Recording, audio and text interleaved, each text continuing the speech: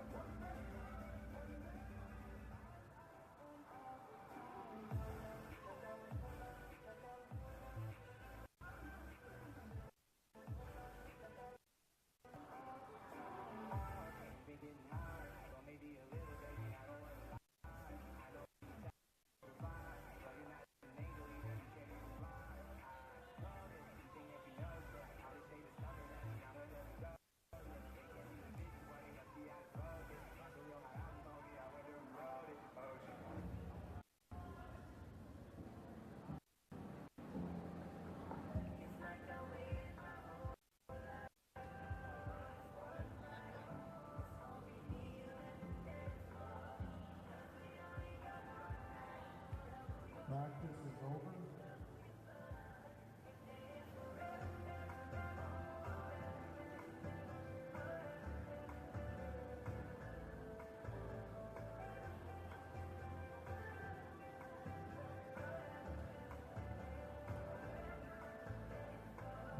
Please throw your last stone rock.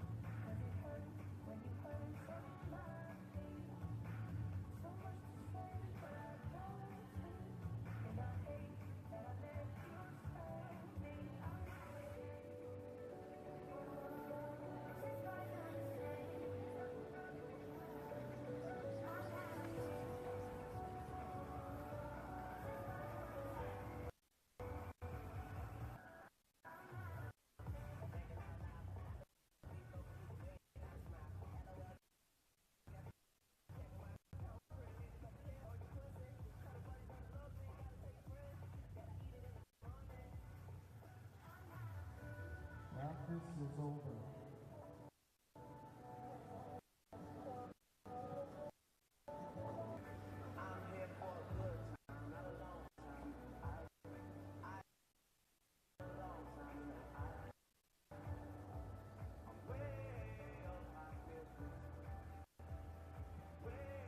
Please throw your last song wrong.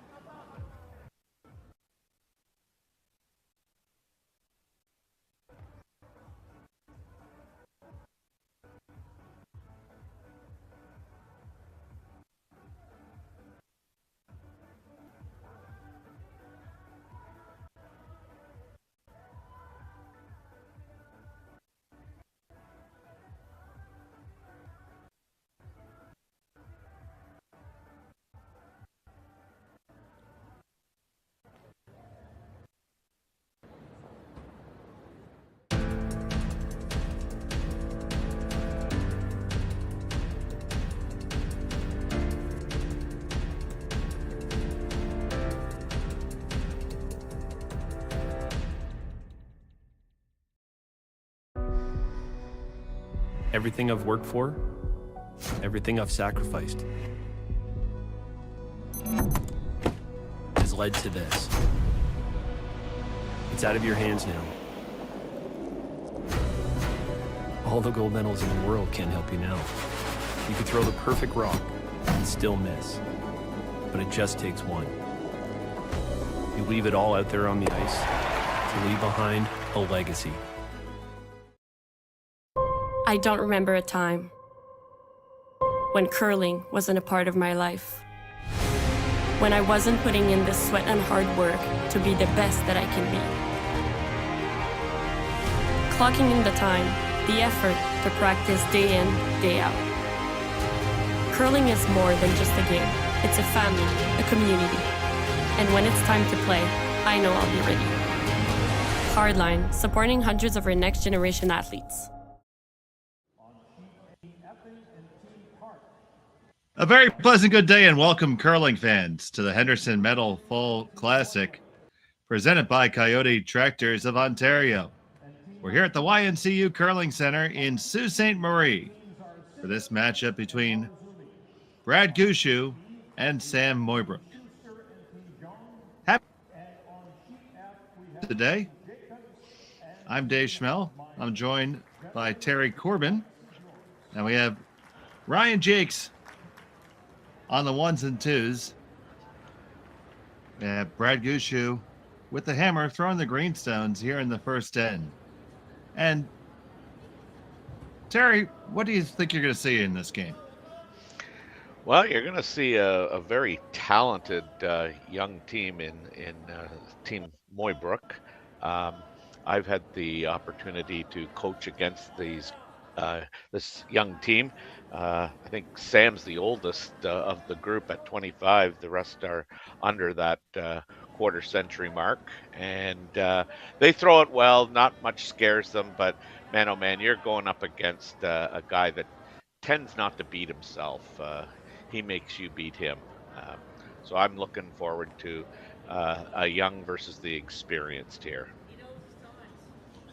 The young versus experience sounds like a soap opera.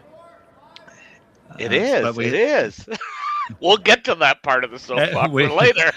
Well, we certainly will get to some of that soap opera. And we want to thank everyone who's joined us here on Curling Stadium already. More than 750 of you with us, and I expect to see more along the way. You can catch this in each and every draw on Curling Stadium and Curling Zone. You have convenient links to all the scores. So Sam Mooibroek has his third Ryan Whitby, his second Scott Mitchell, and his lead is Nathan Steele. On Team Gushue, it is, of course, Brad Gushue, the 6-time Briars winner, Mark Nichols, the 3rd. Adam Casey throwing second today, their alternate. And lead is Jeff Walker. A couple of guards up from Mooibroek, and here is the aforementioned Adam Casey with his delivery. Now, one thing we're going to note to our viewers is that they did condition the stones overnight. So we saw a lot of curl in this morning's first draw. Definitely expect to see that today as well. Yeah, they had some really nice late finishes yesterday. I mean, I'm a little surprised that they actually touched them up. Oh, I saw a draw. I think that they put the broom over in Ottawa and it still came back. Yeah.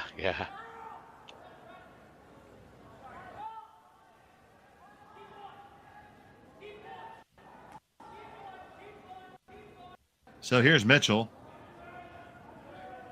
with the 5th rock of the end. Team Gushue had a bit of a tough loss last night in their game. A little bit of a shocker, I think. Yeah, well, Scott Howard and his squad made their shots, and they made pretty much all of them.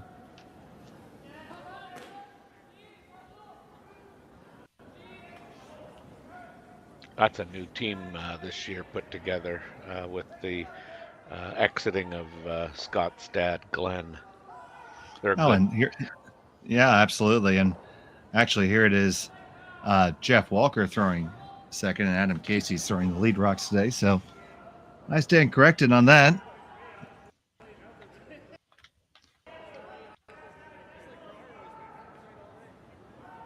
Oftentimes, when you have somebody substitute, you leave the lineup pretty much just the way it was and just swap out the alternate, but they elected to go this way. Jeff probably said, yeah, I'm tired of lobbing those rocks in there for you. Let me try another shot. Well, Spike can be quite motivating.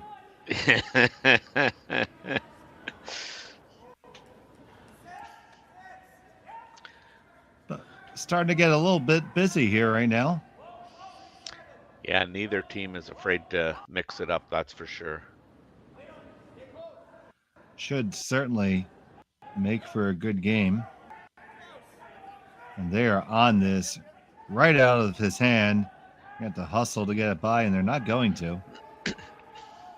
Now trying to see if they can't get a plan B out of it. And there's probably worse plan Bs than that. That's correct, yeah. So Scott wasn't exactly thrilled with himself there. So now Gushue with the hammer. They're line 2, it looks like, at the moment. But not necessarily in the best spot with his opponent's stones in front of him. Mm-hmm.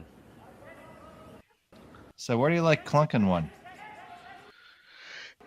Yeah, and I think that's really, it's rearranging a few of these angles here to, better set up a good multiple score here.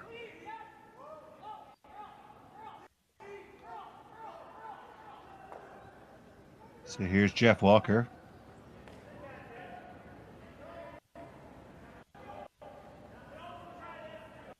Mark Nichols and former skip Adam Casey on the brushes.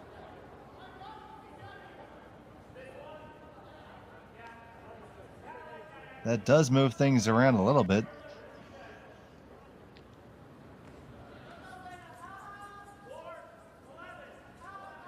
But how much did it really help? Yeah, I'm just looking at the at the angles there too, and I'm not sure it's that much better for Brad.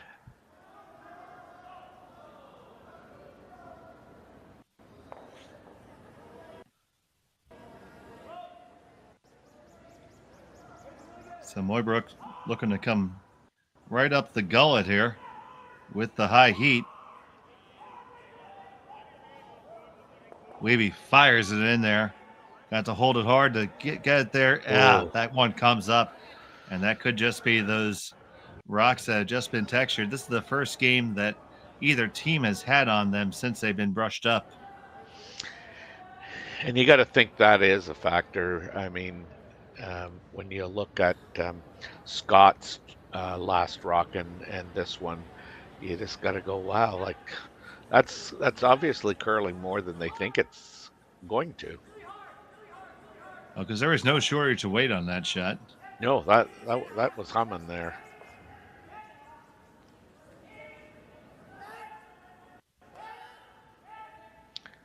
So now they'll have a little consult here. You could make a playoff to the side there. What were you thinking? Well, I mean, I think for Brad, the one rock that he's considering, that he doesn't like is that one right on the center line. But at the same time, the green on the yellow there off to the side is pretty locked on the way it's set up. I like this shot. I really do. I really don't like losing the catcher there behind, but I mean, again, if you want to make a big end, you're going to have to jiggle things around a bit.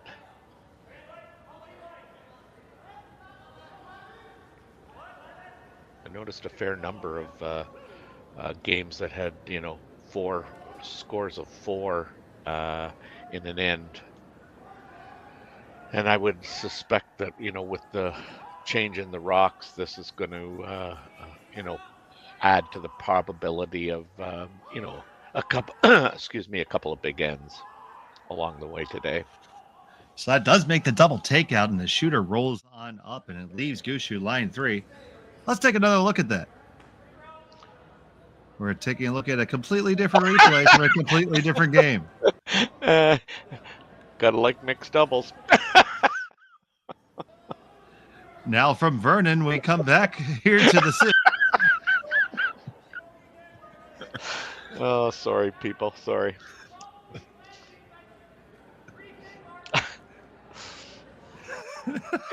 Yeah. That's live TV, folks. That's how the sausage is made. I hope you enjoy it. They make that takeout. It is Sam Mooibroek sitting shot stone now. Second and third belongs to Brad Gushue. But all of a sudden, there's no cover, and these stones are so tightly grouped. I wouldn't be totally surprised if we end up working our way to a blank after all this. End, yeah.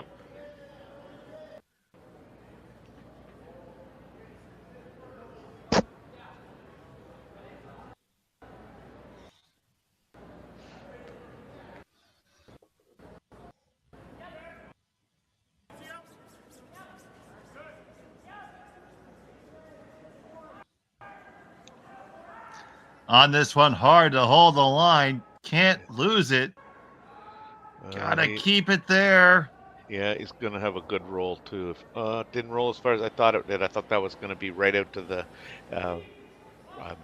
wings and almost be closer to the tee than it is. But, that's still a good shot.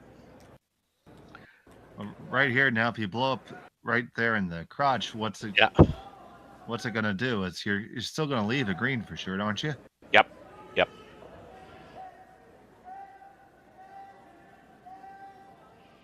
But I'm thinking Brad will probably sit 1-2.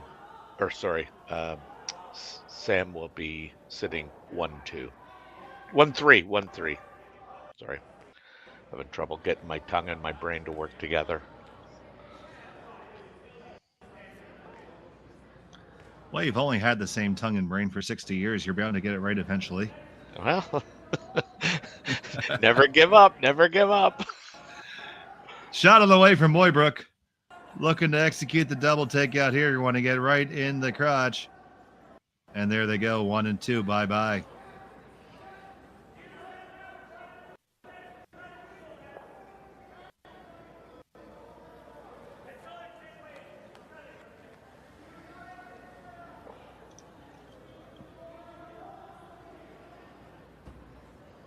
Brad wants to roll under, I guess.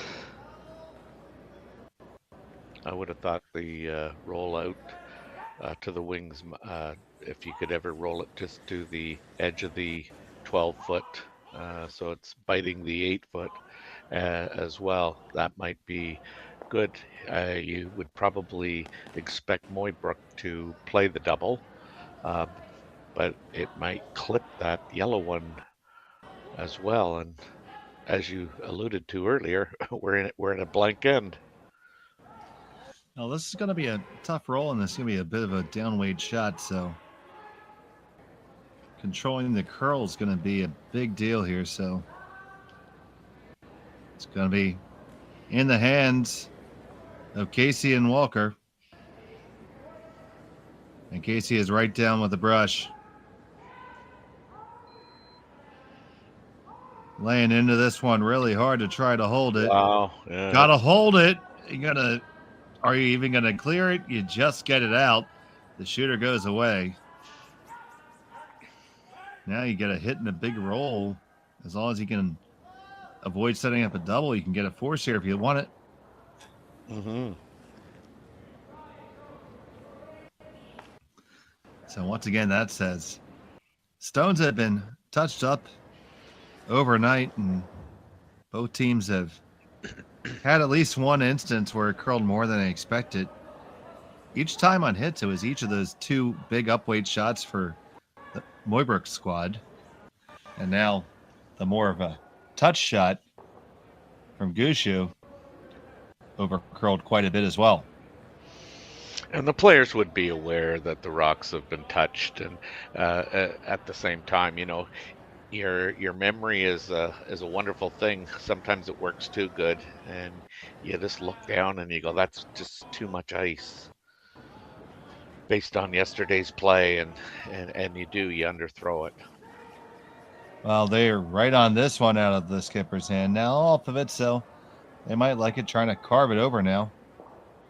And get the hit and a nice long roll. And that's what's going to leave them there. And Gushue's going to accept that he's been forced here.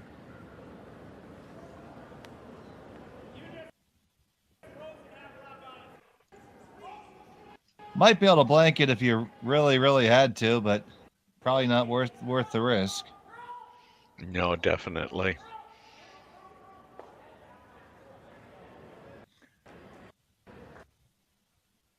So Kevin Kioti make a similar shot for a blank in our last draw. Now here's Brad Gushue with the final stone of the first end. Just a nose hit and stick. Off and on, back and forth. And you get that one, no problem. It's a single point for Brad Gushue. He's up early on here from Sault Ste. Marie. We'll be back on Curling Stadium.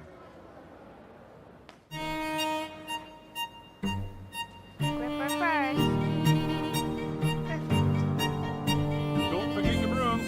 You got it.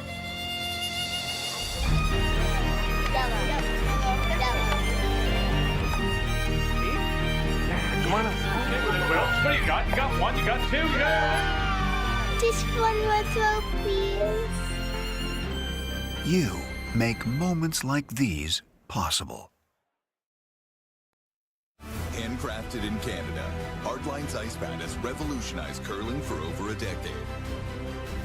Engineered with top-tier precision and durability, it is backed by an unmatched 10-year warranty.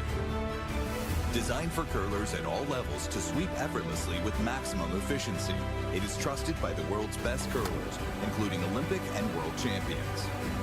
It is quite simply the best broom in the game. Hardline. Join the revolution.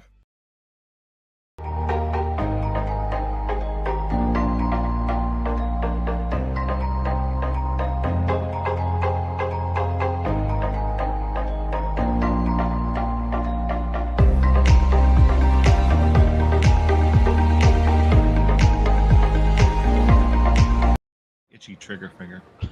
And we're back here in the second end of the Henderson Metal Fall Classic. It's presented by Coyote Tractors of Ontario, here from the YNCU Curling Center in Sault Ste. Marie.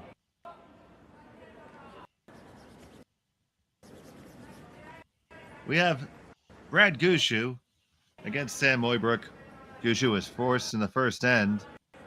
Mooibroek has the hammer here in the second, throwing those yellow stones. And he's elected to, instead of going around, put up the corner guard. And now Brad's going to come around his own stone.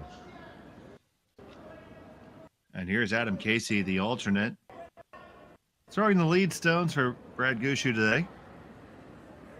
The new acquisition has not yet joined the team. And Terry, why don't we talk about the elephant in the room? Why don't we talk about that new acquisition? We are talking, of course, about Brendan Bottcher joining the six-time Brier winner. I mean, I read all the rumors, and certainly Botch's name was out there, as was Adam Casey's. I'm a little surprised, to say the least. I think Brendan, given his own doings with his team and over the last 2 years, I thought Brad would stay away from that type of thing. I'm interested to see how the personalities mesh, that's for sure. I originally thought, when I heard it was true, that Mark might be, stepping down to second, but I just didn't think at all that Brendan would be a sweeper on the front end. No, it's definitely going to be a different dynamic for that team moving forward, with the addition of what is admittedly another big personality in Brendan Bottcher. Oh, for sure. And it's definitely generated conversation, and there's been some talk that there's been too much conversation about it. But the way I look at it is, if you're one of the most successful teams in curling for a long time and you make big waves, expect to get splashed some. It's going to happen. Yes. And I mean, Brendan's come out and said, I just want to win. He's had a fairly successful career, I think we can say, by all standards. Went to 3 Brier finals. He actually got to hold that coveted trophy. So, I mean, he's no stranger to big games, and Brad seems to always be involved in big games, whether you're talking at the Olympic trials, whether you're talking the Brier World Championships. The man is a student of the game. Certainly, there's a lot of talk about how does Brendan fit into this, the strategy of the game. And I think, for the most part, I mean, he's going to be he'll give his input, but I think he'll be much more silent than we've seen him in the past. Obviously, it'll be an interesting dynamic moving forward, and I'm sure that Brad will find a way to get success here. For sure. I think Brad may be thinking of asking Jeff to go back to lead. He kind of missed both shots there. Oh boy. So we have 2 there in the 4-foot for Mooibroek. They have the hammer here in the second end. In a 1-0 game. Just to put my final touches on our elephant in the room conversation, I mean, I watched the last game that they played where they got eliminated 2 weeks ago, I think it was now. And you could tell something was up. Brad didn't seem very happy. Mr. Harden there was he was struggling. You knew he was having a tough go at that game, but I mean, again, you don't know what's happened outside of just the game. But yeah, you could tell something was up there the last spiel that they played. One thing's for certain, it's generated a lot of passion, which means that, that passion comes because of the curling community's respect for all these players. And ultimately, we just want to, I want to watch good curling. Yeah, you and me both. There's nothing better, really. Look at that thing dive. Holy.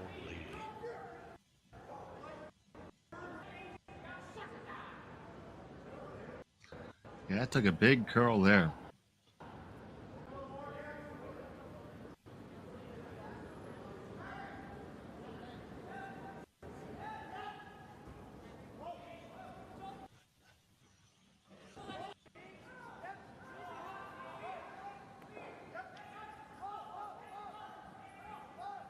So where's your best spot here?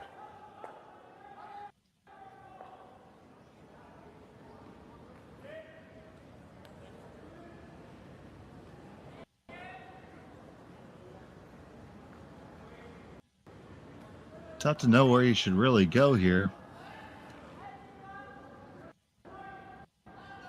Here's Whitby. He's going to try to wrap one in there and set up the angles for himself and his team. On this one, again, hard to hold the line. Look at that big finish here at the end.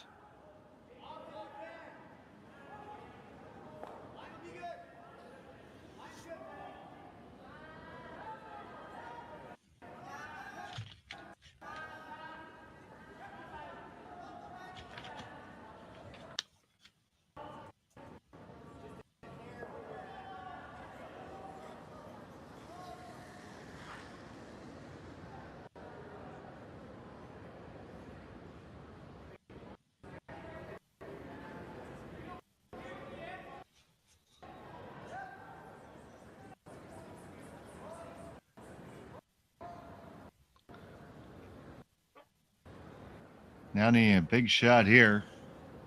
I didn't quite see the call, Dave, so I'm not sure what they're playing. Yeah, did we lose you for a moment there, buddy? Yeah, we did. Okay.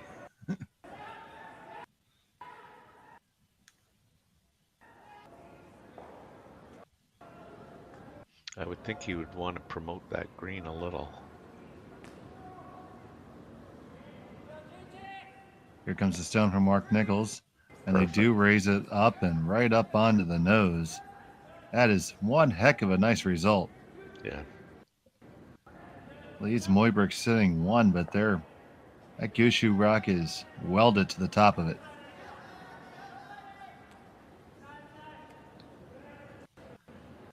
Biggest question is there enough of an angle to eject it?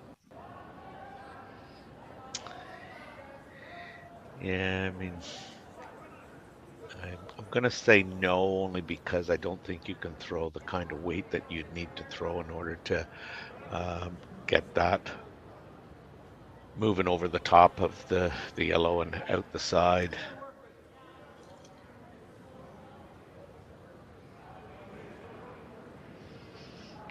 But I'm with you. I think that that last shot of Mark's was the result was excellent.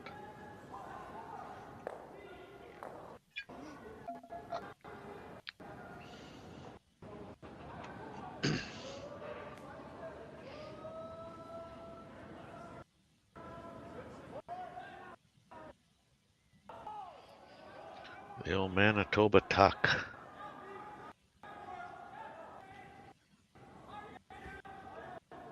I tried that once. I'm still trying to find the rest of my knee. Yeah, you and me both.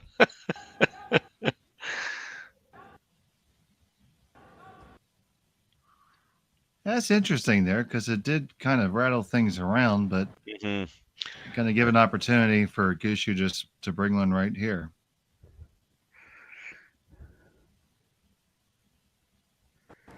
Yeah, the only thing missing here is the lack of a telestrator. So, if you could draw something up, what would you draw? Well, I'd want to get, I think, right to the nose of that green. Even a little inside wouldn't hurt.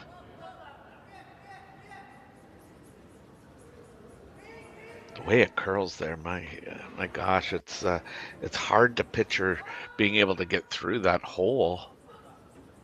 It's big enough, but the weight's so critical when it's curling like this.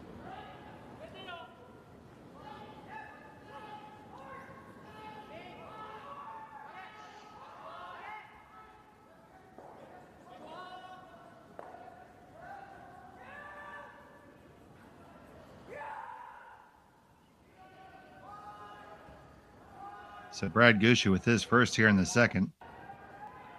Trying to thread the needle here. Casey, hard to hold the line because there it goes. It takes that turn. Now, can you keep it going and keep it straight enough? Oh, fantastic. That's a great shot, and what a fantastic brush by Casey there.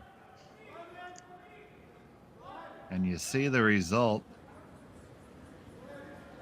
They are locked in there in the gun, so to speak, and they did just kind of release the Mooibroek stone. So now Mooibroek has to be concerned here. Mm-hmm. Very close for second shot right now. I'm pretty sure it is green. But I mean, Sam hasn't given up, I don't think, on getting a deuce out of this.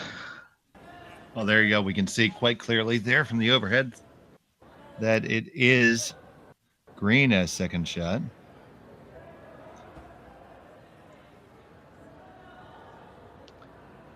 So Mooibroek's looking to generate that deuce. It's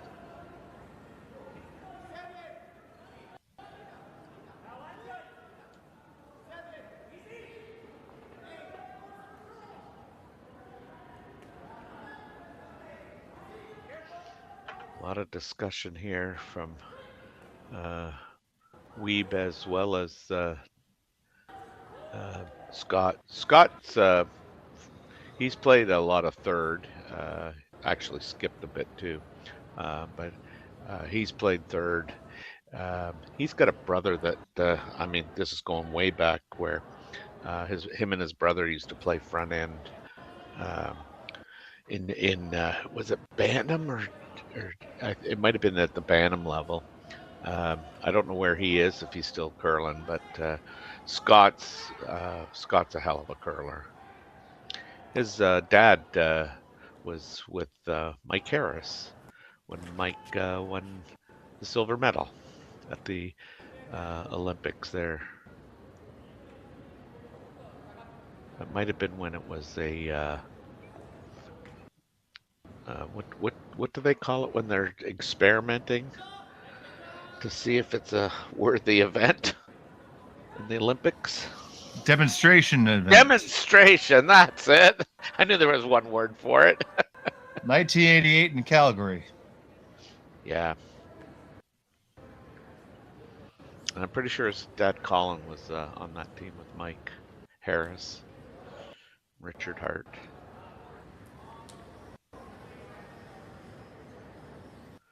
Here's Sam Mooibroek with his first here in the second.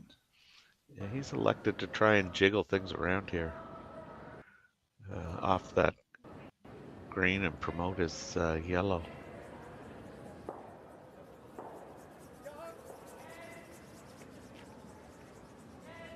Well, you definitely move some stuff around.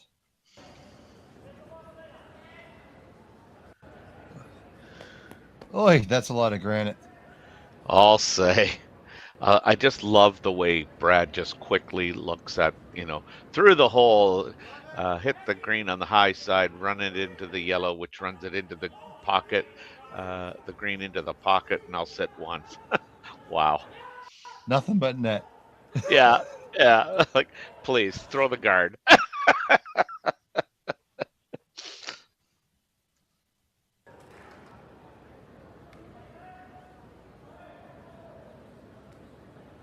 You might be able to thread that needle. Now that I look at it. Oh no, you can. But I just love the way Brad quickly just like popped in there and said, like, what about this?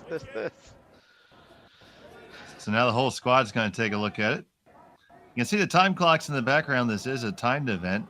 Many of our cash spiels are not.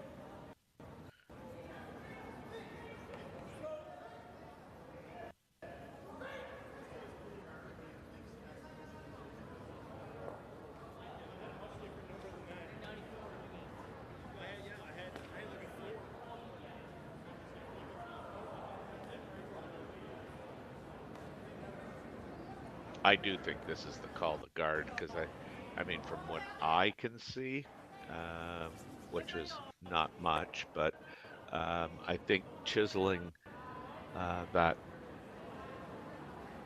yellow one, with really quiet weight, is kind of Sam's only option, other than a blast run back, and that seems to be more of a hope and pray outcome.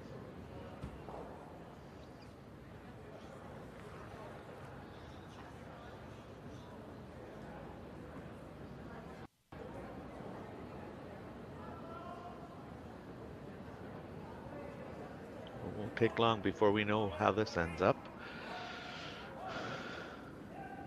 Yeah, it's got a long way to curl, but we've seen that late finish. Yeah.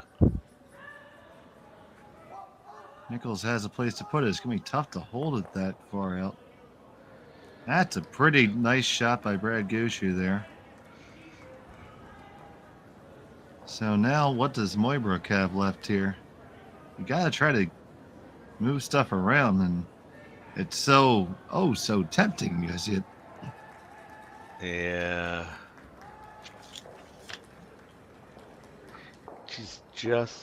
He's got to move that yellow that's, I guess, 4-shot. Looks like he's decided that discretion is or no, he thinks he can just... Yeah, he thinks he can just catch a piece of the side of that yellow and tap it in to be second shot. So Sam Mooibroek with his final stone of end number 2. He's going to come all the way around the outside and try to just chisel his rock in. It's going to require the precision of a surgeon. On the brush now, you hold it. You're going to have to get around the guards. Now you need the finish.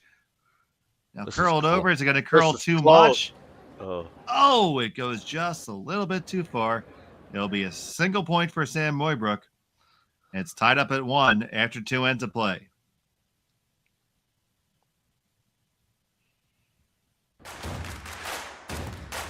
Imagine being able to stream every curling game from every sheet from any event, be it your Wednesday league game, bonspiel, or corporate event. Curling Stadium offers an all-inclusive streaming solution featuring high-quality cameras, ease of use, great reliability, and minimal installation. Offering your sponsors customizable ad space on your streamed curling games and being able to sell video packages to your corporate events for increased revenue. With Curling Stadium, you can stream to any device, be it your mobile phone, tablet, or computer.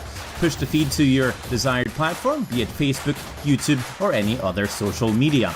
Curling Stadium is simply the way forward. Where it's commonplace in other sports to televise every game, we want to do the same. Curling is a global sport, and it's time it gets the coverage it needs. Make your curling club the next Curling Stadium.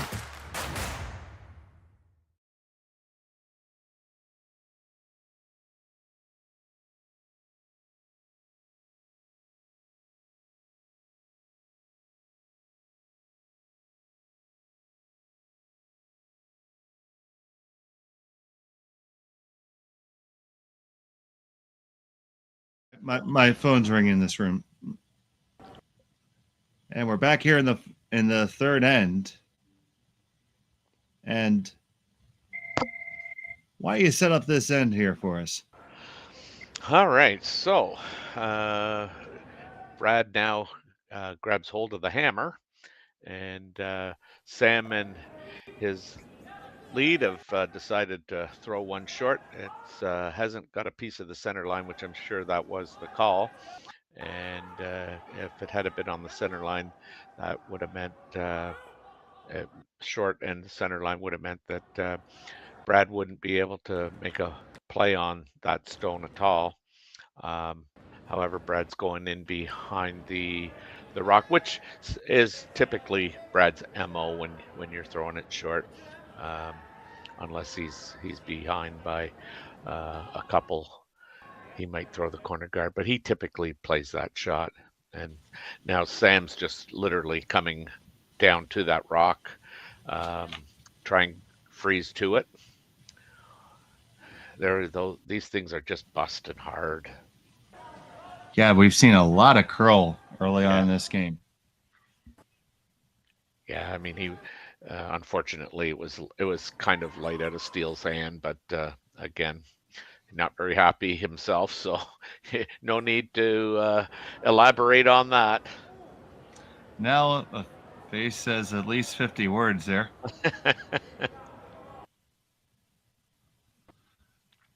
It's all smiles for Adam Casey.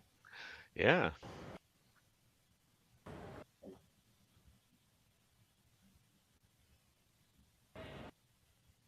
We used to call Adam the Joker.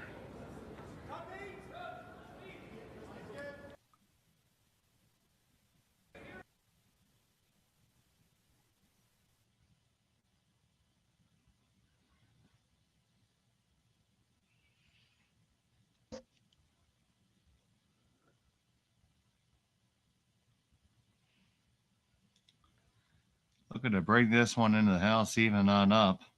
Yeah. And they will. There's a lot of separation there, and they are flat as a pancake.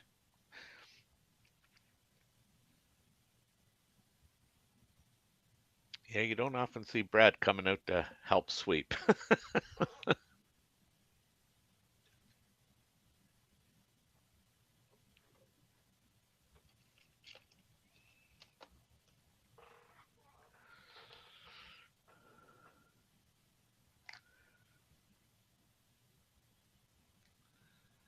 Hitting stick, they get the nice little roll towards the inside here. Now, gonna try roll back out.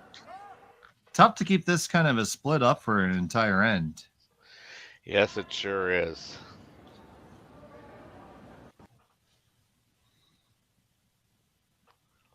I mean, I guess it's easy against a club curler like myself because I can't make that one all the way across the house. The only way it gets there is if you push it, right? Hey, if I make that shot, I'm talking about it for 2 months.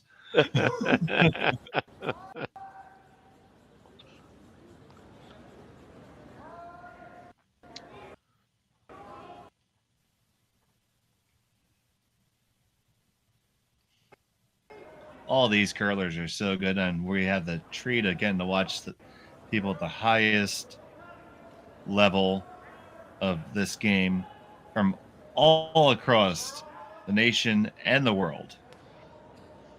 It's a great event this weekend. This thing's busting hard too, and it's going to roll out, give Brad an opportunity to kind of maybe dictate more of the play, whether he goes back out or, yeah, he's chosen to go back out. Just looking at the ice that he's taken for that shot, it demonstrates how much the ice is curl. Well, the rocks are the ones that are doing the curling, but that's how much curl there is to the sheet.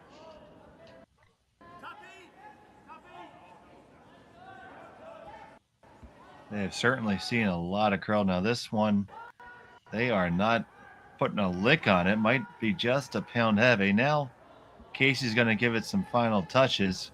Going to take it deep if it's going to be in the wrong spot at all. So they still lie two with plenty of green in between them.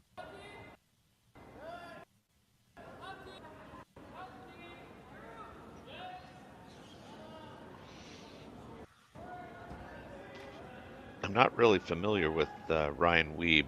I'm assuming just based on the delivery, he might have grown up out in the out in Manitoba or that way anyway.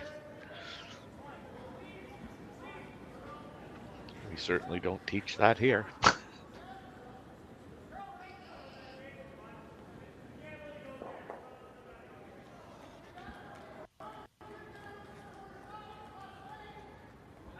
Now, we don't teach it at my club either.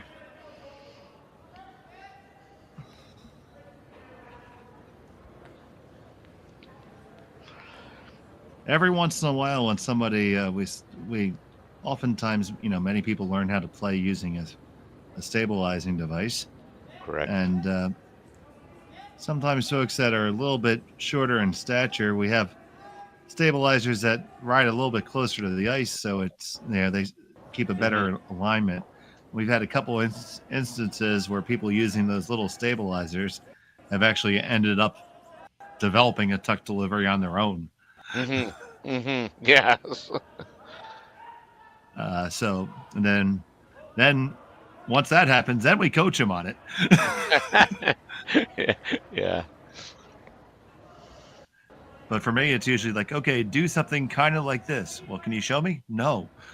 Yeah. Yeah. You would have had to ask me that 20 years ago for me to show you.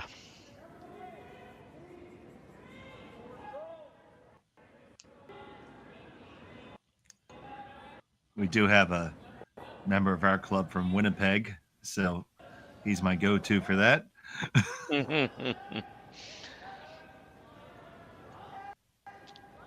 So we see the split being maintained here. We do have the one stone from Mooibroek living in the back there. Ask for the freeze this time. What do you think of this, Terry? I like it. Most teams that I'm familiar with wouldn't even consider this. This would be remove the stone and tell your opponent your shot.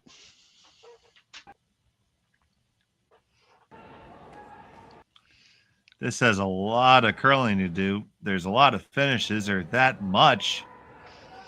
Working its way over, get those final licks. Can you get right up on it?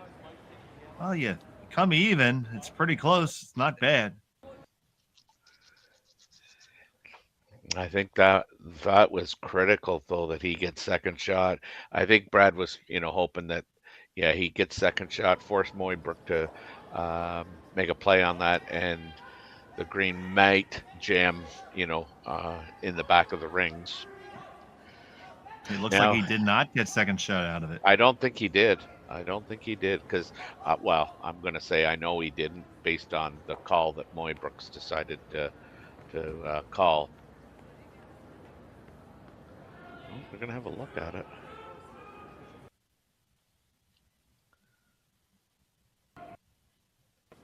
Oh, yeah. No, they're not. That's not second shot. It's definitely yellow for second, so. You like drawing in and freezing into the house now. Mm-hmm.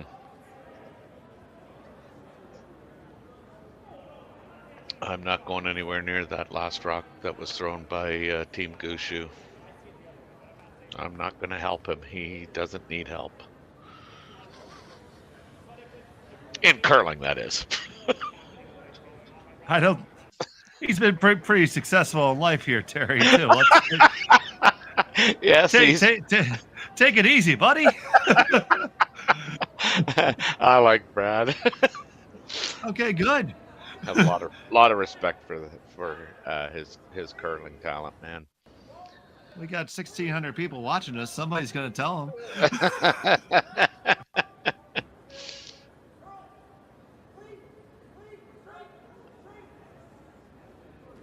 And I'm from Philadelphia. I don't have a horse in the race, so yeah. I just want to see good curling. Well, I'm likewise. Literally, Brad used to wear 2 different brands of shoes. He really liked the slider that he had. And, so I sat there and talked with him the one day, and later on, about a month, 2 months later, I emailed him and said, when are you gonna? Or I said, if you were gonna get a new slider put on that shoe, like, would you put it on that shoe, or would you, get another shoe to match your gripper?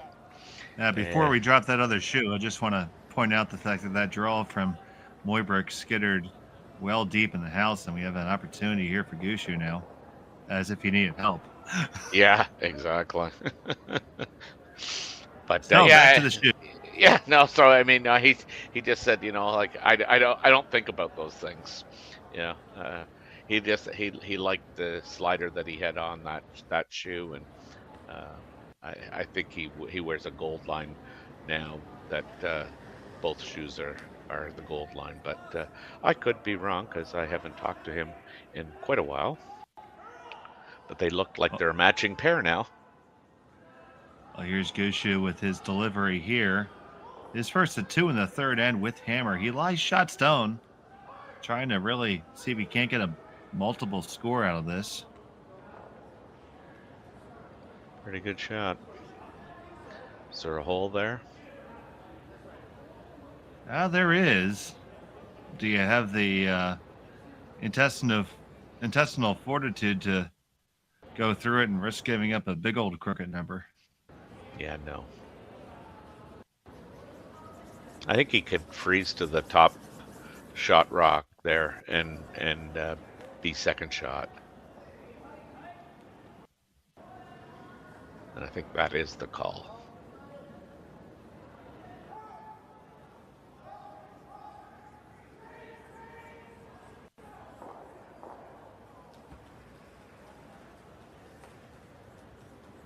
So Sam Mooibroek with his final stone in the third end.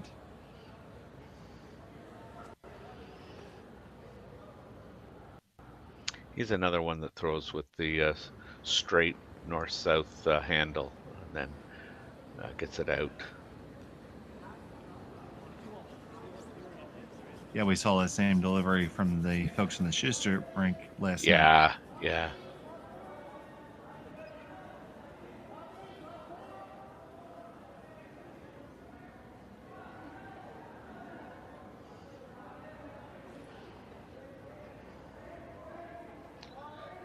Don't want to bounce off that. Oh, he got behind. Looked like it just rubbed, did it? It did rub just a fraction of a millimeter. Wow. Shot for 3.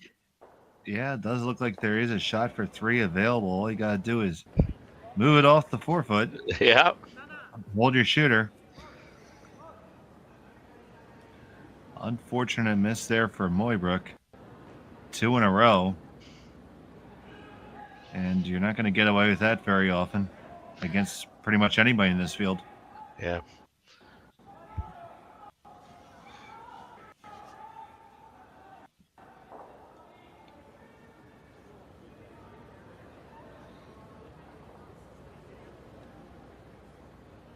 The good news is that it is shot rock, so, I mean, Brad does have to make this. Here we go, Brad Gushue, final stone of the third end. Needs to move this one off the forefoot to get 3.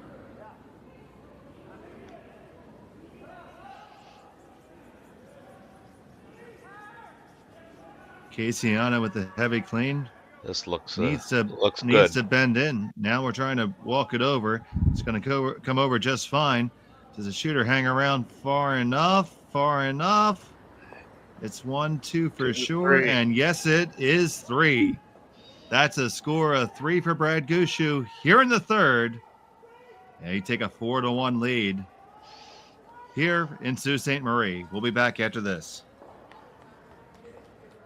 I don't remember a time when curling wasn't a part of my life. When I wasn't putting in the sweat and hard work to be the best that I can be. The effort to practice day in, day out. Curling is more than just a game. It's a family, a community. when it's time to play, I know I'll be ready. Hardline, supporting hundreds of our next generation athletes.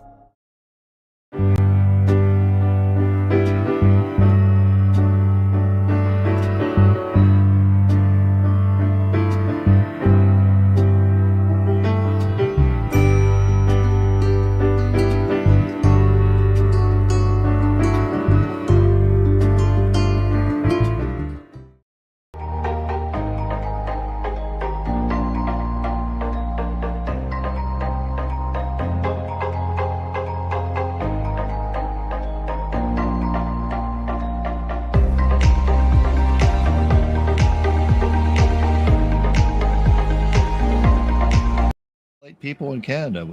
And back here in the fourth end of the Henderson Medal Fall Classic presented by Kioti Tractors of Ontario here from the YNCU Curling Center. It was a big score 3 by Brad Gushue in the last end. And Terry just capitalizing on a few little mistakes there. Exactly. You have to be so precise. And on Sam's first one, he goes deep, and the second one, he's just like a pound heavy, and that turns into a 3. Brad had to make a good shot, but as you said, most curlers at this level are the odds are with them in terms of making those shots. So now you had to bounce back here and buckle down. Still a lot of game left in front of you, too. So, sure, you never want to give up 3, but definitely can't let that get in your head. You just have to get back to your game plan, score a deuce, and get back on the horse. That's right. And Sam's throwing up the corner guard. Now he's going to use it. I'm sure, he's thinking along the same lines that I'm not going to, panic here. There's still 6 more rocks to come for us after this one. We'll plug away and try and make our deuce.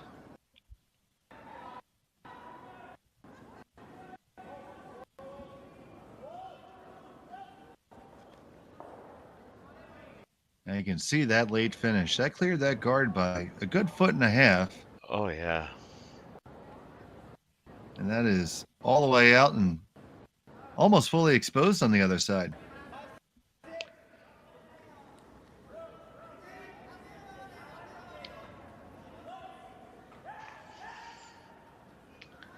You cleared the guard by so much, you might even be able to dig it out. Yeah, and this is, where I think watching curling is so fantastic, because, I think most people, again, your natural instinct, I don't have the hammer, I got to get rocks out front, and obviously there's nothing wrong with that, but Brad decides to chase this.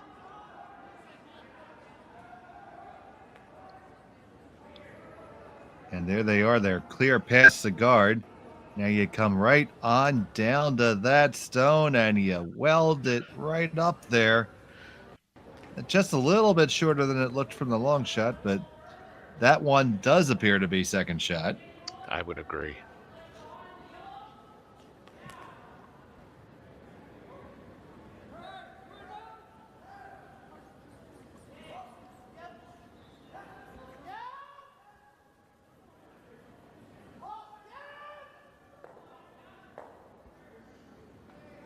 So Mitchell delivers.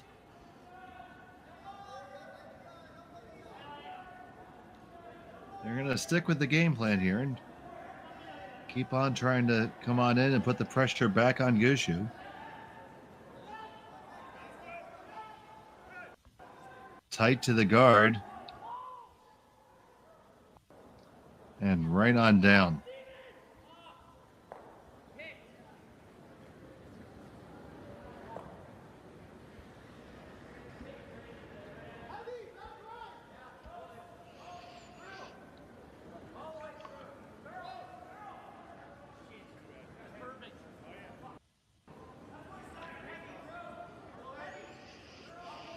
And Gushue's going to stay on the offensive here.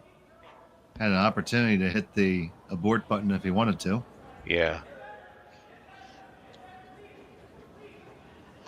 That's the huge difference curling at this level, I think, is, you know, these teams wait that extra rock to blow things up, and you know, two doubles, and that's not out of, you know, their arsenal, but this is on the guard.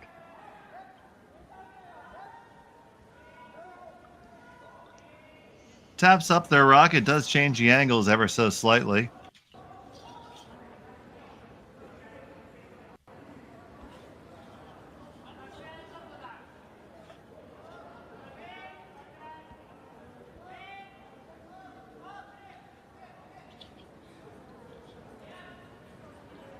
And we have a final already in the game with John Epping against Park of Korea. 8-0 after 3 ends. And that's handshakes there. Wow. Yeah, just quickly updating the other scores around the rink. Sandy McEwen's got a 2-1 lead on Alex Champ, and Alex has the hammer. Schuster's up 2-0 on Jong from Korea, and Jong has the hammer. Brad Jacobs and Maeda from Japan are tied at 2-2. Brad Jacobs has the hammer, and Andrew Simmons is down 3-1 against Morizume, and Andrew has the hammer. That gets us all updated across the ice. Thank you for that, Terry. And you folks watching at home can log on to curlingzone.com and get all those scores from all the spiels around the country and around the world anytime you like. They're on your mobile device.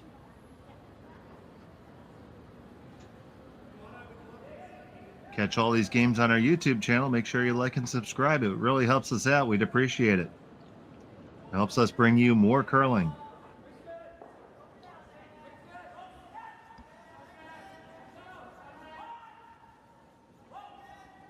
Take out there by Nichols.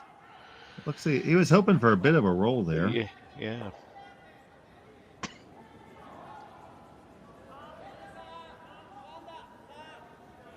Now we see what Mooibroek is looking at. He sees a lot of green and only 2 of his, so you could throw that double. That's certainly there on the shot that was just thrown by Mark Nichols. I kind of like that. Yeah. Or they're going to draw in here and maybe shuffle the deck. The broom's down for it. Yeah.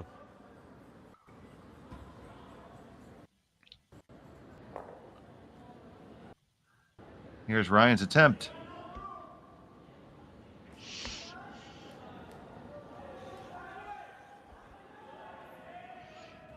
Again, I mean, we've seen it all spiel long that you know, a rock, you know, 2 inches, 1 inch from where you wanted it can turn into disaster. This freezes on down to the Gushue rock. And Gushue's going to request a conference.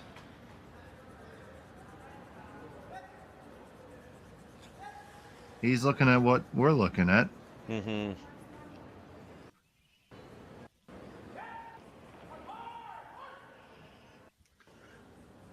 What do you like, Terry, if you can make any shot in the world?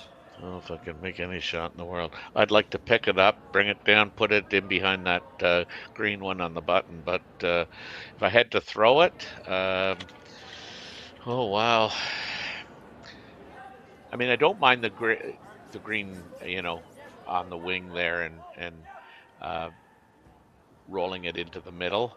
You might catch that yellow one as well.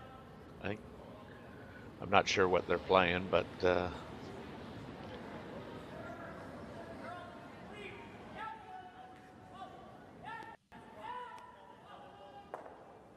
suppose coming down and freezing on that top yellow one doesn't really do a whole lot.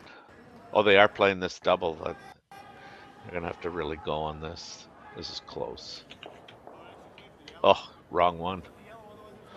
Oops. Yeah, not exactly what you're looking to do there.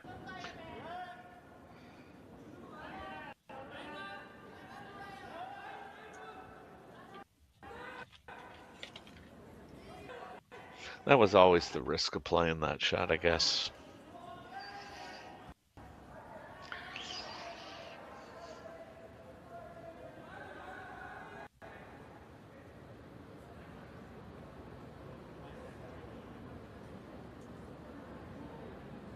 I think a lot of times too, you play what suits your eye. I mean, there's a lot of times where, I mean, I know just myself, people say, well, this is the shot, and I'll say back to them, like, I can't visualize it. I can't see it. And if I can't visualize it and see it, I'm not playing it.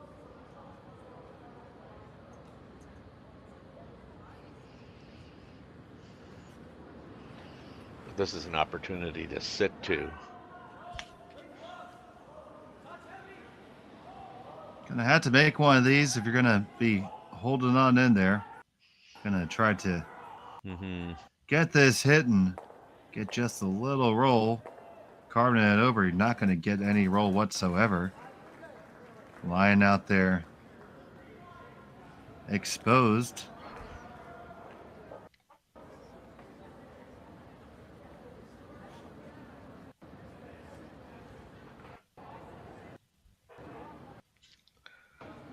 With this ice, it looks like Brad's going to play a very controlled shot. Try and get that roll himself. Beat Mooibroek behind the guard. And by guard, I mean the one on the forefoot.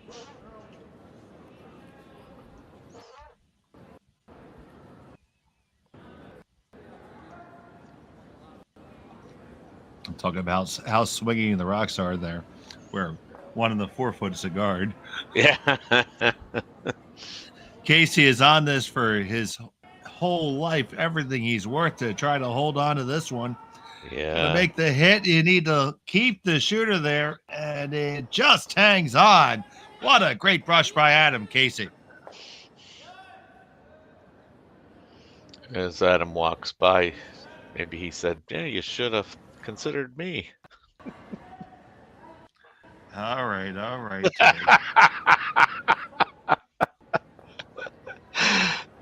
Dear. Have you ever seen the movie Major League? Yes, I have. I'm just happy to be here. I want to do what I can to support the team. That's and right. Willing, and God willing, it will all work out. That's right. And that's the answer. Yep. Yeah, but.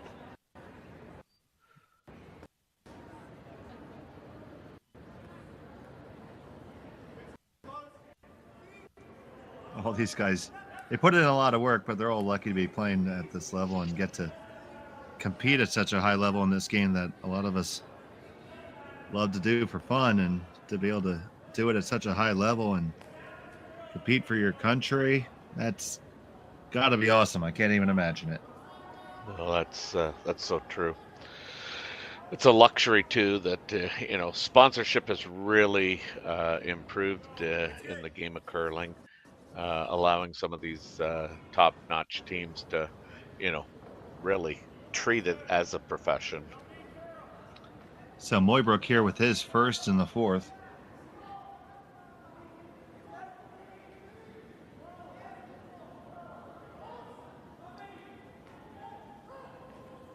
Trying to make something happen here. Yeah. Did not make it around there. And that leaves Gushue still sitting shot. So it's as simple as a guard here. I mean, just quickly looking, if Mark would get out of the way, there's the raise on the yellow as well as the, tap on the yellow. Maybe Brad's in the way. I think that relatively flat double that might be there for two. Yeah, it might be. I think I'm kind of either guarding that run back on the yellow, or I'm coming to the back four.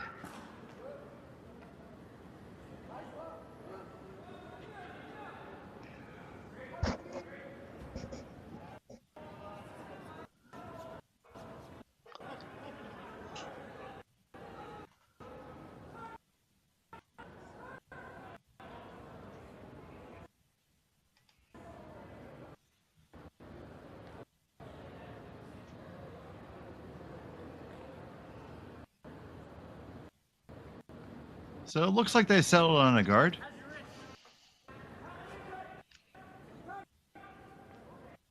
Gonna leave the decidedly difficult shot.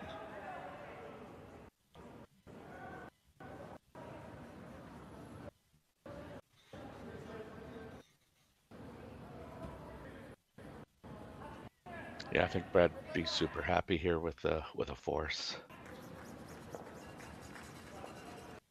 That kind of solidifies that 3 that he got, and will get the hammer back up 2. Yeah. 4, a very good place to be. So, final stone in the end for Brad Gushue.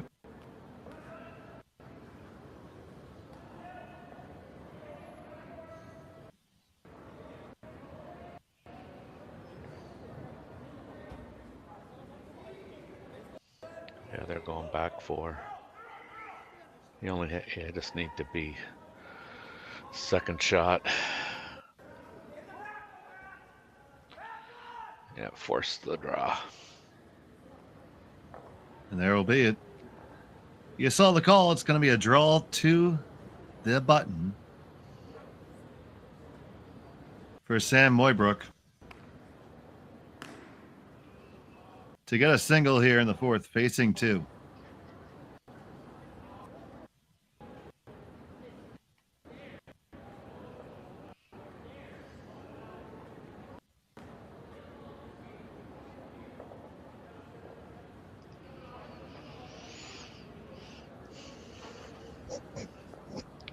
Should have a good idea what the speed is. The front end would have informed him if there were any changes. All these shots are big team shots, and they need one here now. Got to find that button to hang around here, facing 2. Mooibroek looking for the lid. The way they're sweeping it, it looks Brushers close. are bringing in. That's looking pretty good, pretty good. Needs to stop, and it does. And the single point is on the board. It's 4-2 after 4 ends of play.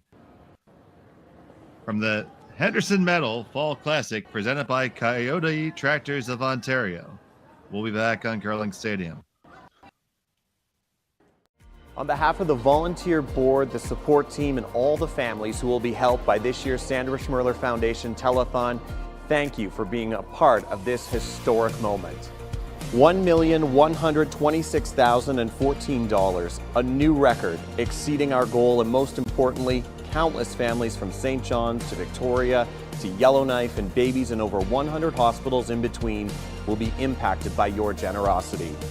And we couldn't do it without the amazing partnerships we have with Curling Canada, TSN, and Net2Phone Canada.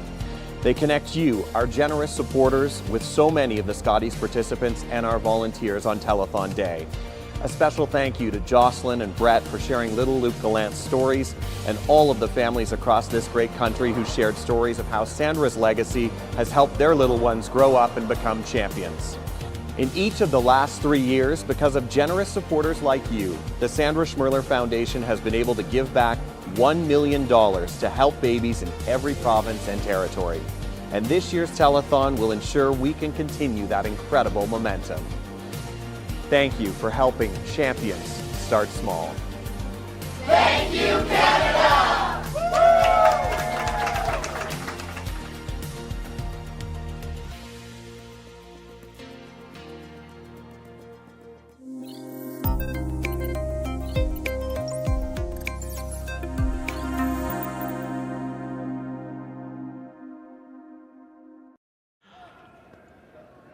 We're back here in the 5th end. From Sault Ste.Marie in the YNCU Curling Center, it's the Henderson Metal Fall Classic. It's presented by Kioti Tractors of Ontario. A big $100,000 purse up for grabs, and it is Team Gushue holding the 2-stone lead. They have hammer. What are your thoughts halfway through this game, TC? Well, I mean, I think, Brad's 3 kind of is the story, and everything's kind of following script. Again, Brad gets a short rock. He's going around. Mooibroek down. If Brad throws a short rock, or even in the house, he's going throw up a corner guard. I expect more of the same. I don't see anybody deviating from their DNA right now. But yeah, good draw by Team Mooibroek. Team shot to the 4-foot for one.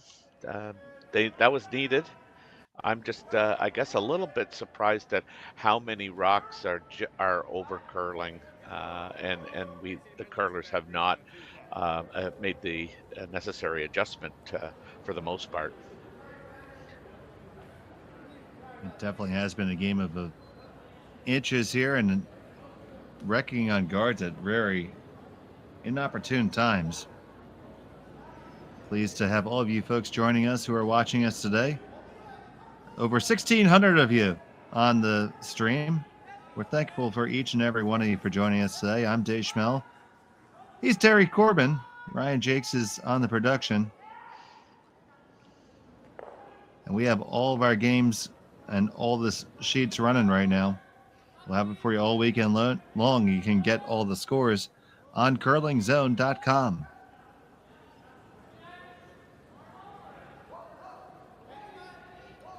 So Gushue with the hammer up 2. Looking to continue to generate some offense and solidify that force.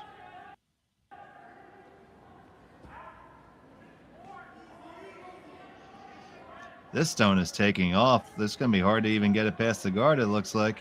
Yeah, Nathan's just struggled, I think, with the weight portion of things. I mean, just that weight that they were using yesterday, the rock's just curling more because it's a little sharper. So, you, by the looks of things, just need to be positive with the releases.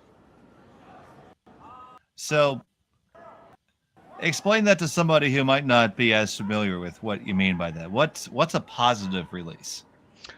Well, I guess in my terminology, if you know what draw weight is, just give that little that positive. For me, I call it an extension. It's in other words, not be light. Just make sure that if you're looking to throw, say top 12 or top 8. I mean, if you're working on memory, it's probably back 8 that you've got to throw in order to get the same result from yesterday. That seems to be one of those repetition things you play on the ice. So you get a feel for the weight, and it's just memory, and so now you got to add some cognitive stuff to the memory. Tell yourself, I have to be positive with this rock. Well, I would think that one part of it is when the rocks are curling more than they were the day before, it's just a matter of physics. The rock's traveling a longer distance. For sure. I mean, and they're sharper. Sharper's probably not the right word, but they're definitely going to grind a little bit more. The rock that's on the ice surface, it's a little rougher, I guess. I mean, maybe not to the touch, but it doesn't take much. I can remember playing a spiel, the Sun Life spiel, and they touched the rocks in between. Overnight. I was gonna say in between draws, but that was in between draws. But yeah, what a difference! We went from probably 3 feet of curl to 5 feet of curl, and it was hard to literally look down at the broom, see that amount of ice, and go, I still got to throw normal. Nichols trying to clean this one up, and it's not going to curl up quite as far, so I'll have to settle for the straight peel there. Yeah, Mark throws those peels so well. I still remember the game that Gushue won the gold medal, and when he was playing with Russ Howard, and Nichols was just a machine playing third in the gold medal game.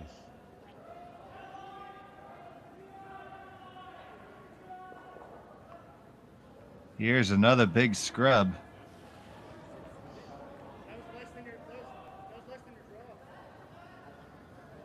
On the stone from Whitby.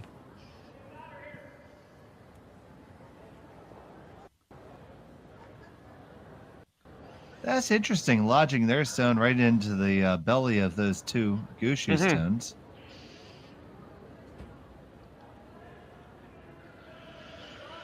I probably should get in my comment about the crowd support here. It's been really good all weekend, or all week. It'll increase on the weekend, but I said it yesterday, and then they zoom over, and we had a lot of games that were completed, and it looked like nobody was here. So I'm going to get that in right away.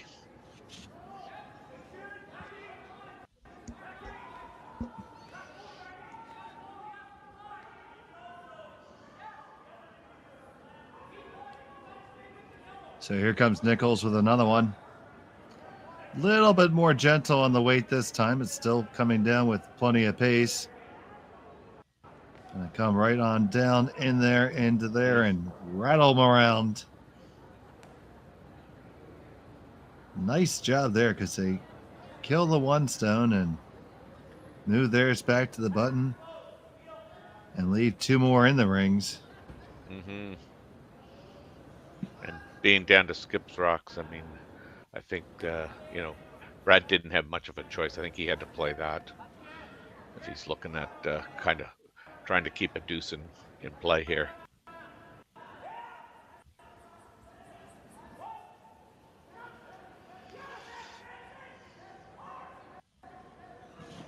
So Mooibroek needs to hit and roll underneath this whole stagger to try to put the force on.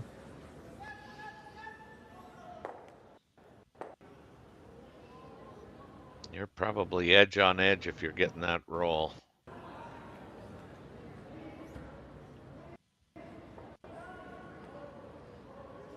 They're waiting for it to curl. Now they're going to try to coach it over. Now don't take it too far, guys. Yeah, I don't think you can here. It's going to get there and roll right on over. Yeah, good job. That's a pretty well done job, I would think. Although Gushue might be able to key into it. I don't think those rocks are touching enough or close enough to get the drag here. You can certainly hit the one on the outside onto the one on the 4 foot. That's no issue. That's no issue. It's just, how does the one up top come into play? Yeah, I think they are playing the top one.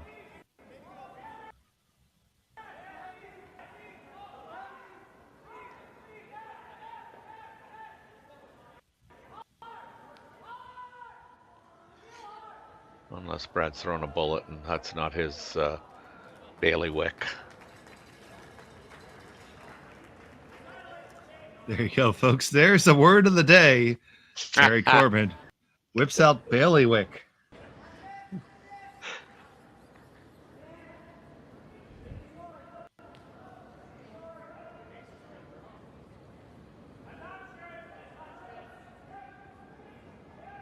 Good shot. Nice shot there, indeed. I don't know if he left himself. Maybe not. I was going to say, I don't think he left himself that green run in, but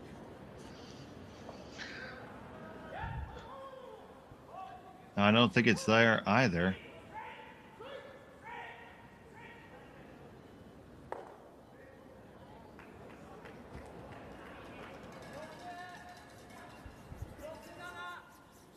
You can't feel good staring at all that green granite.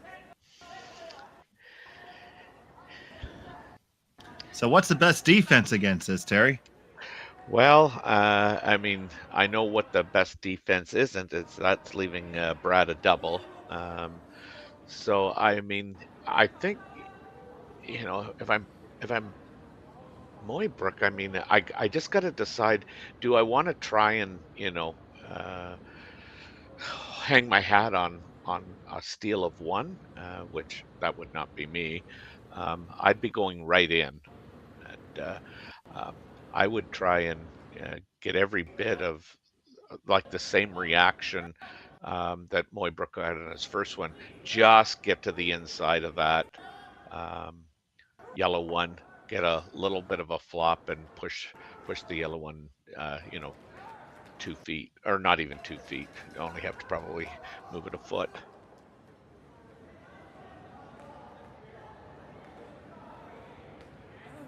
Well, the broom would indicate that Mooibroek might agree with you here. We'll see what he has in store for us, his final stone of the fifth end. You just don't want to be right on top. This is starting to move in, so it looks good. Needs to finish up a little bit more. Oh, it's perfect, I think. Yeah. Excellent shot. Force is on. And again, I think that's the best he could do.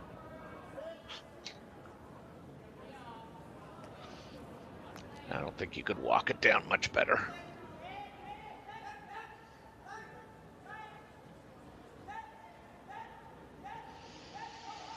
Now, you mentioned being able to walk down and place a rock. I was able to play in a charity event where that was actually an option for an additional donation.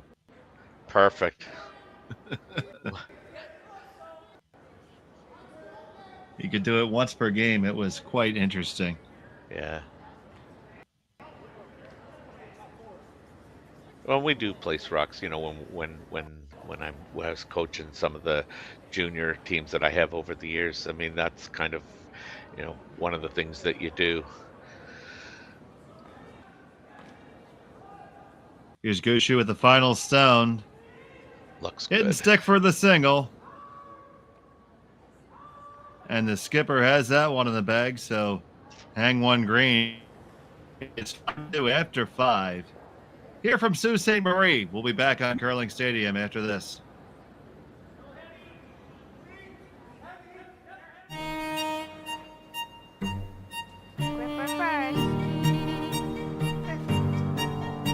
Don't forget your brooms. You got it.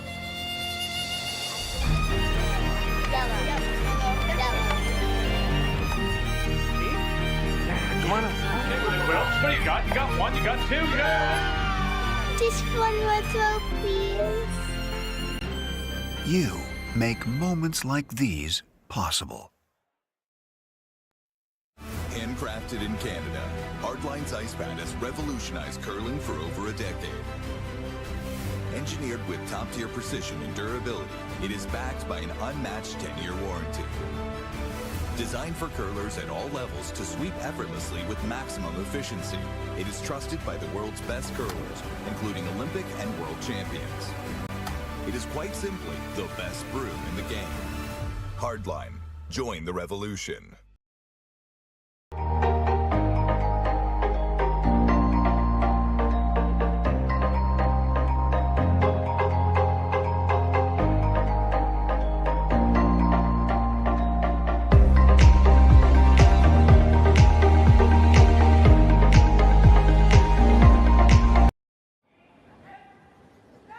We're back here end number 6.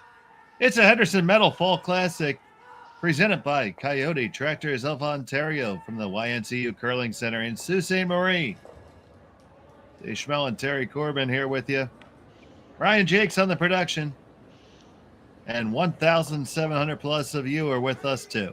And we thank each and every one of you for joining us here on Curling Stadium on this Friday. So, Mooibroek has the hammer, needs to make something happen in the 6th end here, Terry. Yeah, and I don't know whether this is by design, but certainly Mark, who's taken over the reins while Brad has out doing other things temporarily, has called this one in the house, the first one. It's top four or close to T line, and they're coming in on top of that. And Adam's done what he's been asked to do. And now Nichols is going to leave and say, Brad, I've done all I can for you.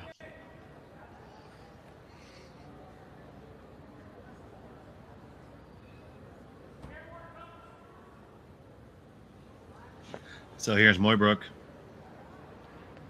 and his squad trying to set the double guards here.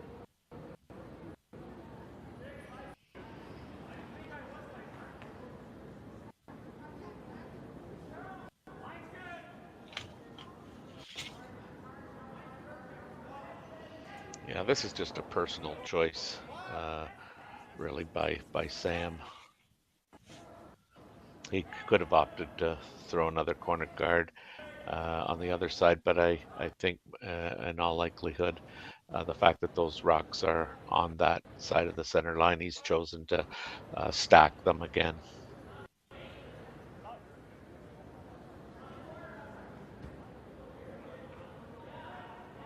So what's the benefit of a stack as opposed to the split guards? I mean, I think it's just a personal choice, really. I mean, I like the two guards. I think that it provides you with, especially with rocks in the house, it just more opportunity. There's shorter rolls to the center and to the wings. Usually, when you're double stacking them, you're trying to get the other team to play the doubles on the guards. I think when they're stacked, you're more apt to go that route. So here we're going to make a play on the ones in the center and try to get the roll right underneath those aforementioned guards. Yeah. Got to hold the line first. Can't let it over curl too much. And it's going to slide right on by. Unfortunate time from that for Scott Mitchell. Yeah, poor Scotty seems to be struggling with his throws today. And you said you've coached against Scott a few times. Yeah, I mean, again, I can't remember people's names. Josh, and I think you spell it Leung or Leug, Lung. He played third, I think, for him. Yeah, he's been around. It feels like he's been around forever, and he's 20. Yeah, I mean the oldest guy. The oldest guy in the team is 25. It couldn't be that long. I know, but these kids have been around since they've been 14 and 15, curling at the top level of their age categories. What a shot! Walker absolutely delivers just what the doctor had ordered and cleaned up over there. Now there's very few places to hide, and Mooibroek's going to have to come right underneath that. You see him calling the shot quickly because time is not on their side right now. They have, I'd say about 9 minutes and 2 seconds, I think I can see on the clock. I think it was 9:42 when we last got a peek of the clock. I mean, the good thing for Sam is, that's a gimme double, really, if there was ever such a thing. And he's going to be sitting third and fourth shot. And like I say, it's only going to take one to make those greens go away. So he can't be that upset about the way this is unfolding right now. He certainly would like more rocks to go around, I'm sure. So they draw all the way out to the wings there.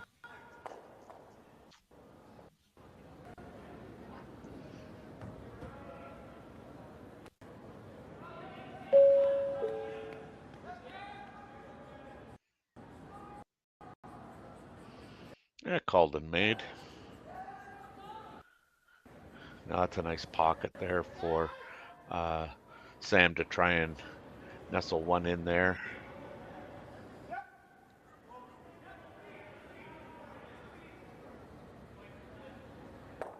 Ryan asking for a little less ice. As soon as you do that, you better make it, because I'm giving it to you.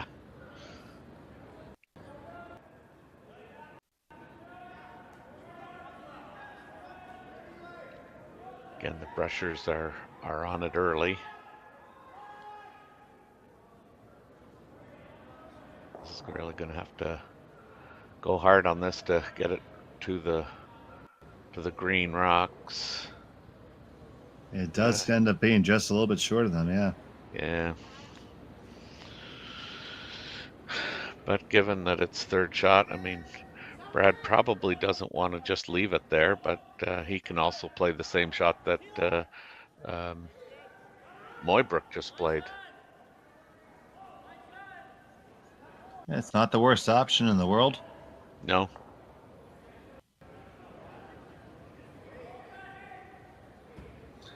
Terry, you're in danger of looking smart here. And let's write that down a date and time, because that doesn't happen very often.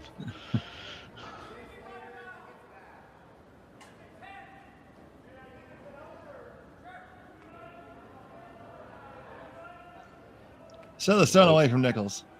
Yeah, little out turn draw.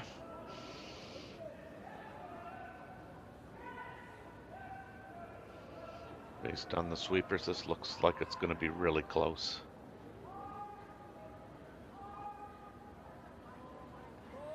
Oh, is that any good? I'll tell you, that's not the worst. I don't hate it. Yeah. Well, you're not a hater anyway, so. I am not a hater.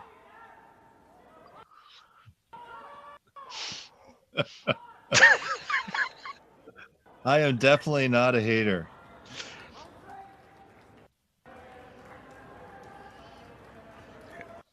I'm getting ready to slip into Nixon here. Yeah. So now with the Manitoba tuck, we're going to come on out and try to just remove a bit of granite here, push their own back into the pile, and you only got one of them to go. Yeah. And how did that end up? Let's take a look.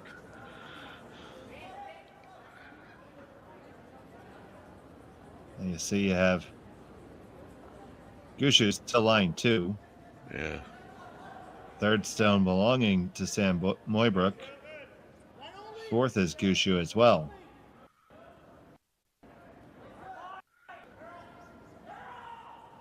Yeah, I'm probably not trying to move those around too much.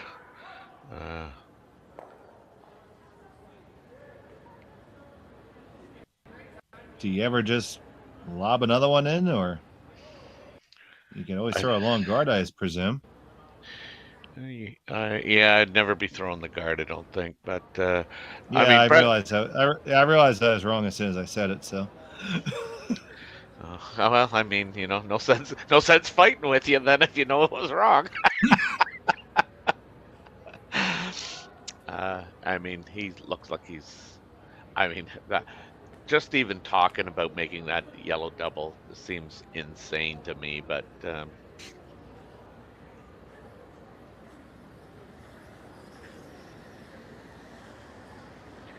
would be a magic shot.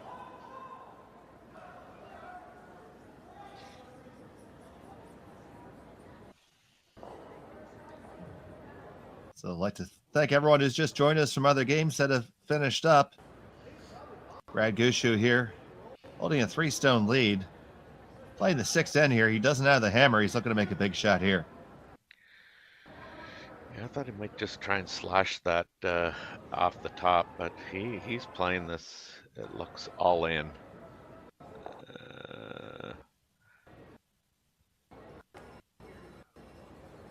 Oh, a lot of stuff moved. Now let's see if we like it or not. You left your opponent sitting shot. You sit 2, 3, and 4. Now, what's good, what's bad here, Terry?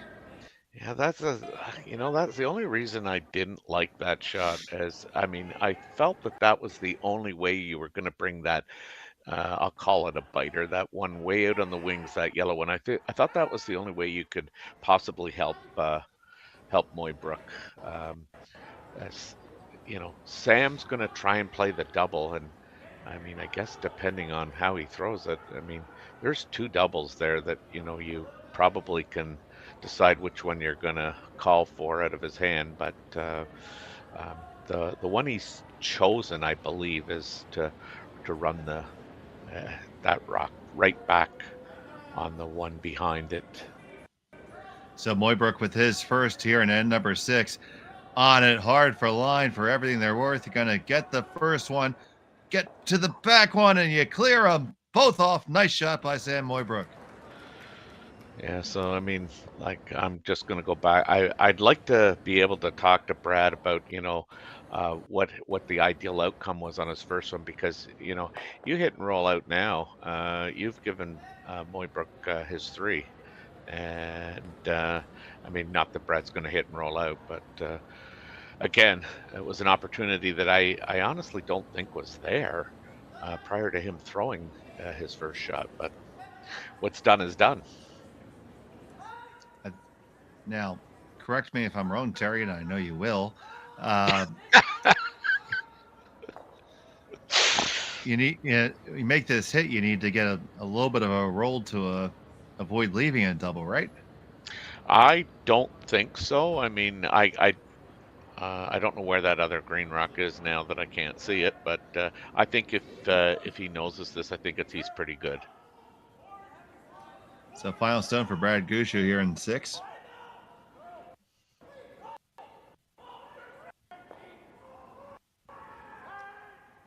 It is going to be right on the beak. Yeah. Little perfect. roll. Well, that's really, really, really flat. It is.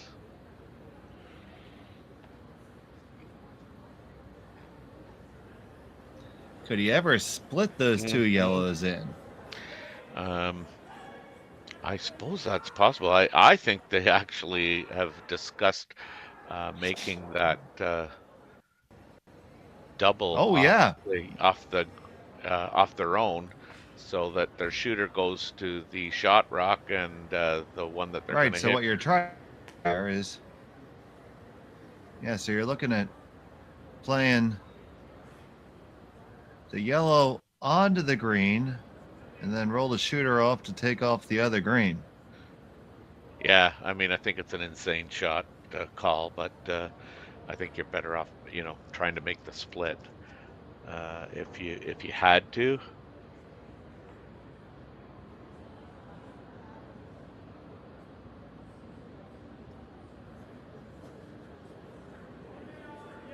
So here we go. Looking for the split. Sam Mooibroek, final stone of 6. Looking for a dandy to keep himself in the game. On this one hard, you just got to get a piece and spin them both on. Don't want to overcurl it. Oh, it's going to overcurl, I think, yeah. It's going to be your old curl and just get the straight raise. He'll hang on for a single, so it's 1 point from Mooibroek. The score is now 5-3 after 6 ends of play here at the Henderson Metals Fall Classic, presented by Kioti Tractors of Ontario. We'll be back. Imagine being able to stream every curling game from every sheet from any event, be it your Wednesday league game, bonspiel, or corporate event. Curling Stadium offers an all-inclusive streaming solution featuring high-quality cameras, ease of use, great reliability, and minimal installation. Offering your sponsors customizable ad space on your streamed curling games and being able to sell video packages to your corporate events for increased revenue. With Curling Stadium, you can stream to any device, be it your mobile phone, tablet, or computer. Push the feed to your desired platform, be it Facebook, YouTube, or any other social media. Curling Stadium is simply the way forward. Where it's commonplace in other sports to televise every game, we want to do the same. Curling is a global sport, and it's time it gets the coverage it needs. Make your curling club the next Curling Stadium.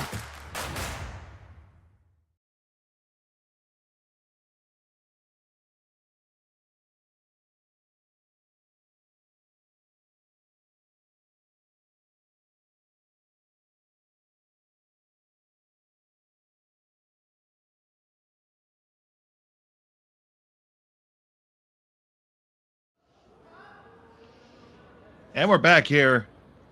And 7.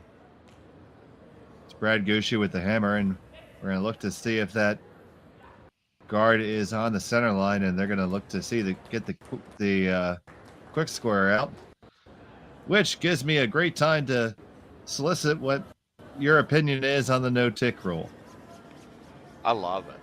I love that, it's just another way, in my opinion, to keep rocks in play, and people had become so good. And for the longest time, I thought, you know what, you have to practice the tick shot. You have to see it happen. I'm a kind of a memory curler, and so if you're going to make those, you got to make them several times. I think it just adds to the game, because we used to not be afraid, especially if you were up 3, to chip it into the rings so that you could hit it next time. There's some excellent camera work by our crew, and I think that's got a piece of the center line. You and me both. Well, this is a new gadget.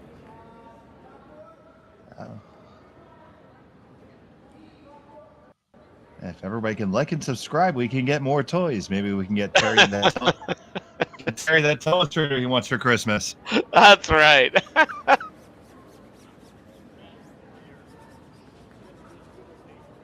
Okay, so they're going to measure it and take a look, and likely indicate nothing to us.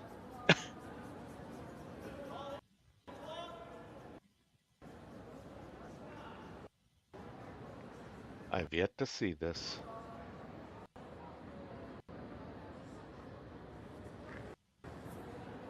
Okay, so we need to have an announcement, so they got to do some pointing or something and let us know.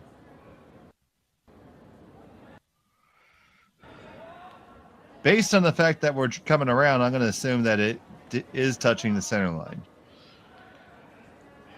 Yeah, I would say this is Brad's MO anyway, so it really is hard to tell. I know, but I was trying to sound smart. I know. Well, and you did. You did.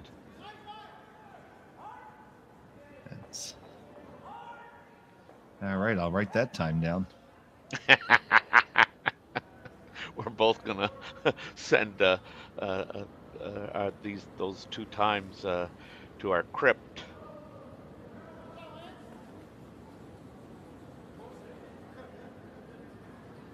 It comes right on down to the top 4, and Mooibroek's going to throw another guard.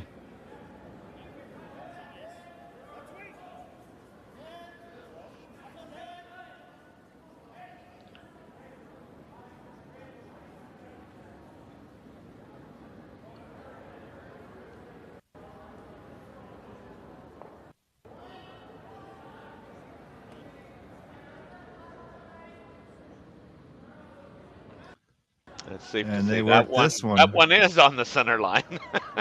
Yeah, I feel good. Yeah, they got it with those last few licks there, so good job by Nathan Steele.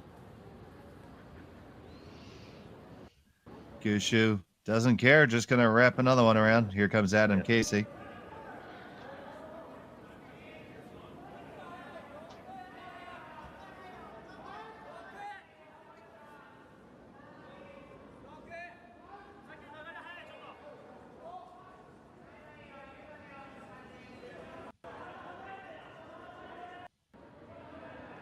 That was a skosh heavier than he would have liked, but actually doesn't end up in the worst spot in the world. Yeah, he looked like he in-outed both of those.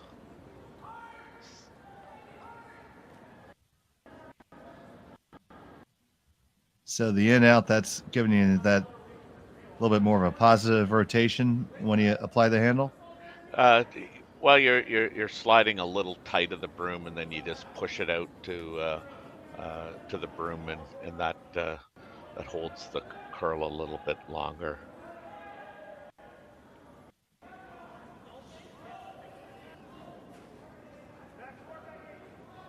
There were another one on the guard, just Oh, I'm starting to feel bad for Scotty.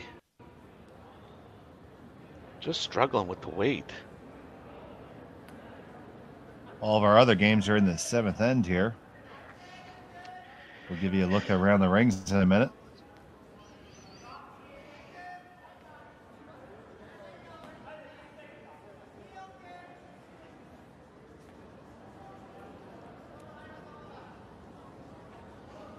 So now we can begin the guard removal process.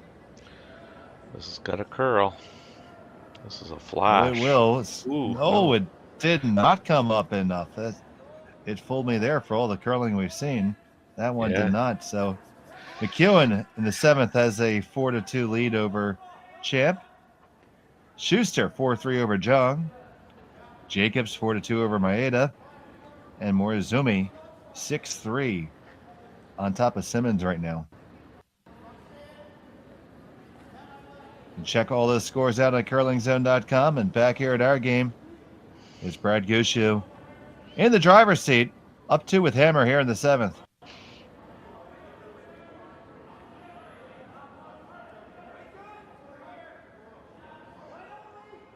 This is working its way off the guard, and this looks like I still rubbed it.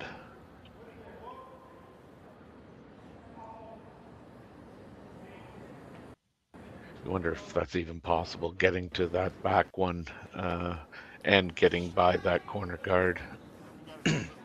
That's true. It's hard to think of that as an impossible port with it, but with the amount of finish we're seeing, it's ridiculous.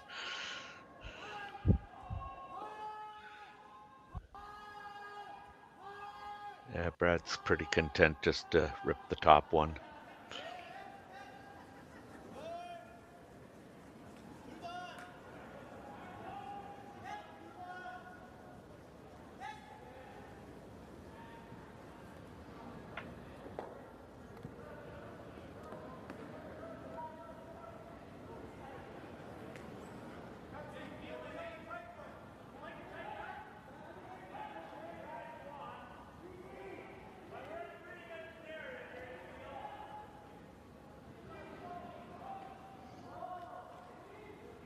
So here's another one bending in hard. Does push the Gushue rock behind the tee line back to the 8-foot. Leaves the double there for Mark. Nose hit, and I suppose you could run in the guard. I like the straight double. Well, he's thrown these once or twice. Yeah, when he's rolling, man, there's no double that's not makeable by this guy.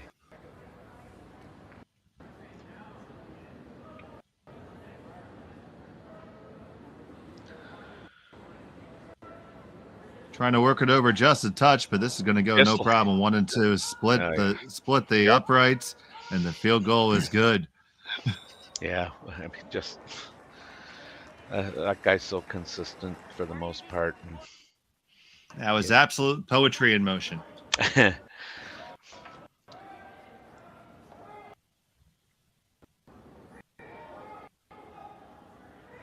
So now you have to use what cover you have there, even if they're not yours, and try to build something in from the other side. Now, we haven't been down this side of the sheet for a minute.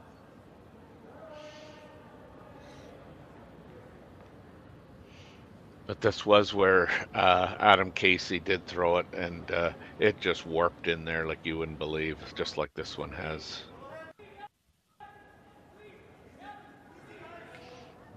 Do you run your green one in, or do you follow it down?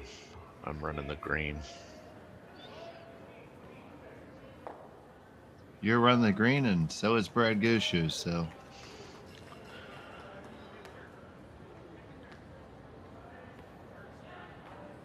Let's see if Nichols has another one of these in his bag.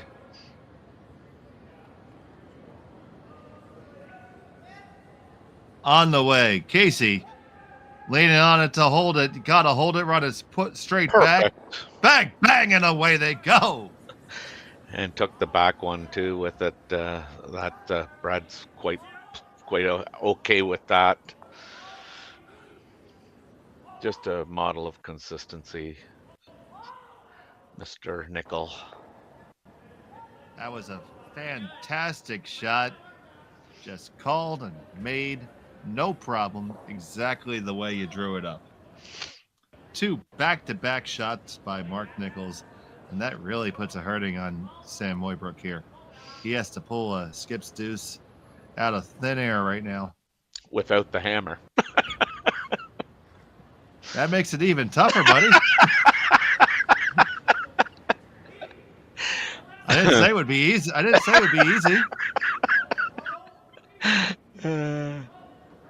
Love it.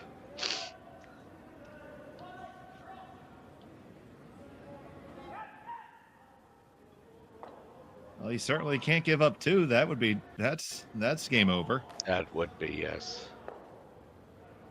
All right. Bringing this one around. Curl. Let's finish there. I think Brad just placed the same shot. Yeah, same shot. Well, that's done. It warped in and also buckled and also bent. It had a lot of bend to it. Yeah. A lot of bees involved.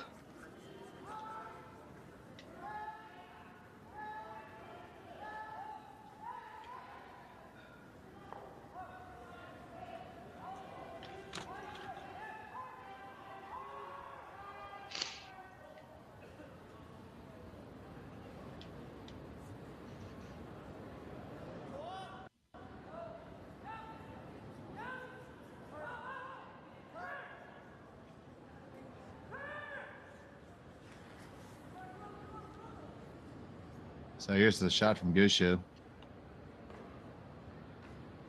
The 6-time Brier champion.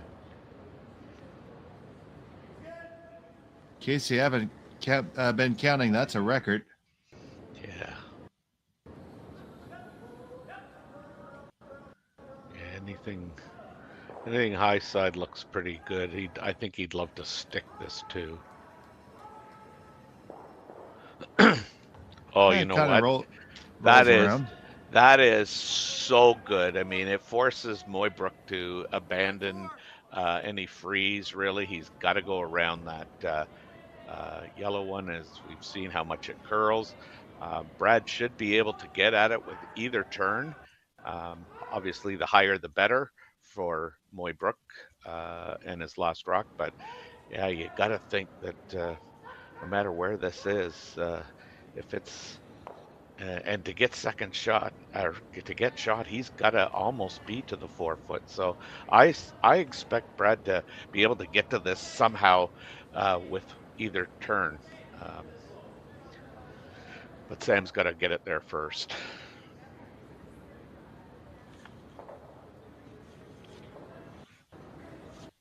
So Mooibroek with his final in the 7th, trying to pull a rabbit out of his hat.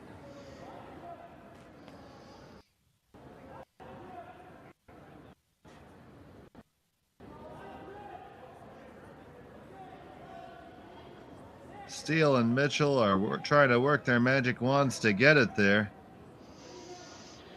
Right to the top 4.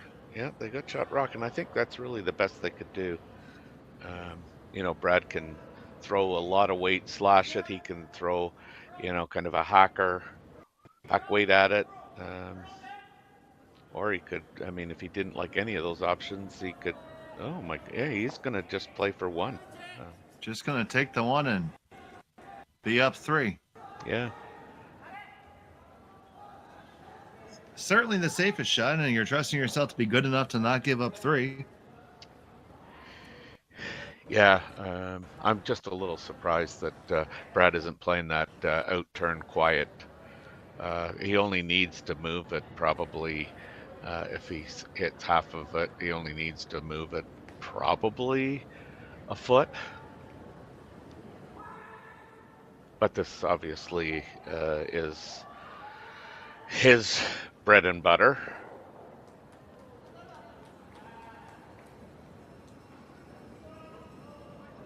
So Brad Gushue with the out-turn draw, knee in the forefoot, to take a 3-stone lead here in 7.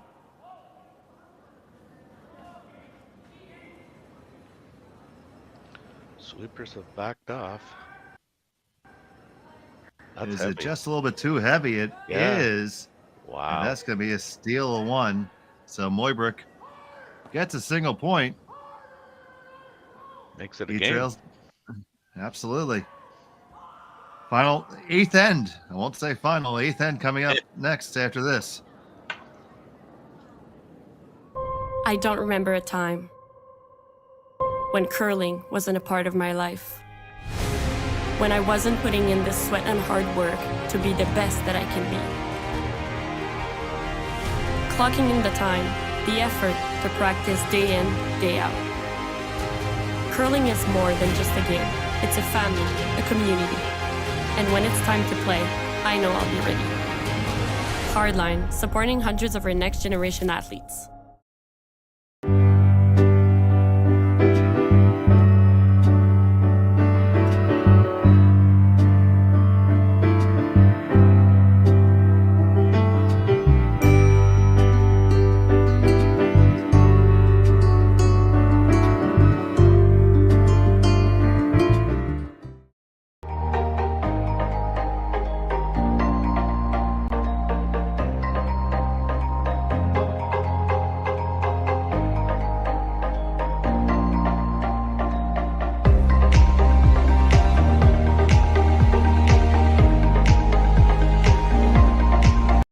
Sheet A or whatever.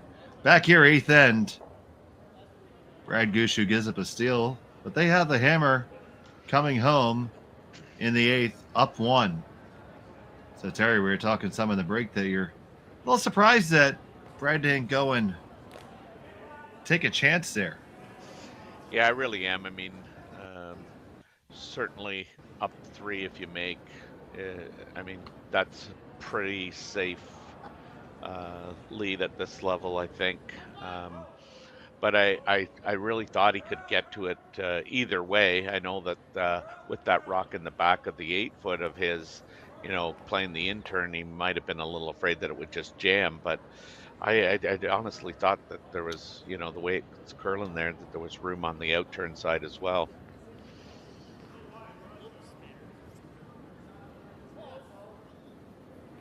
So now we're going to see some action here because Mooibroek has to go all out for the steal. No options here. Looks like both teams still have plenty of time left in the clock, so that shouldn't be an issue.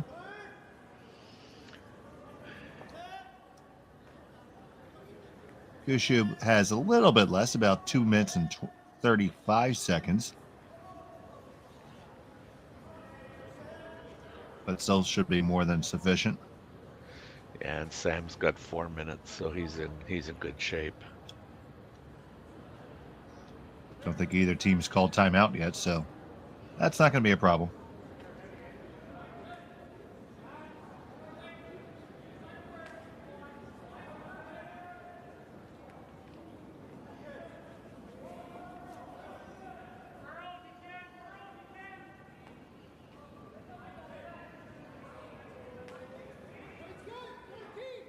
Here's Scott Mitchell.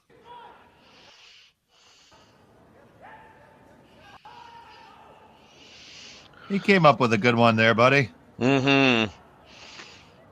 It's been a rough couple hours for Scotty. It really has.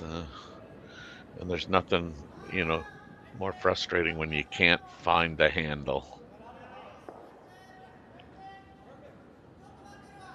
Appeal comes from Jeff Walker immediately, and the guard's going to go back up, and we'll play this dance for a little bit. Mm-hmm. Yeah, now it's all about guessing when Sam's going to make a move.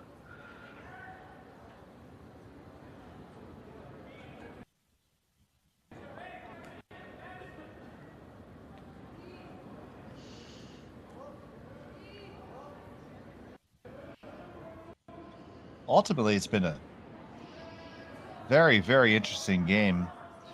I have to say, it's been the big hit ability by Mark Nichols has made a ton of difference so far in this game. Mm-hmm.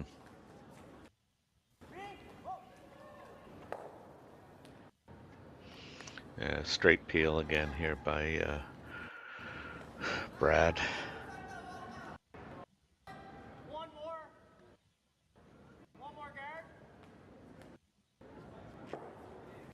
Well, we're back working the shampoo, lather, rinse, and repeat. Mm-hmm. Put it back. Or does he? Now Sam's going to, okay. Yeah. Now he's thinking about it. Yeah, 4 rocks to play, and you need to make sure that you're in position here to jiggle something around, rearrange things so that you're going to be able to utilize your skips rocks to put yourself in a position to steal one. Right now, I mean, the steal, if you just look at it, it doesn't look like it favors Mooibroek, but again, it's just going to take one shot really to rearrange that. He's got to get the green off the blue here.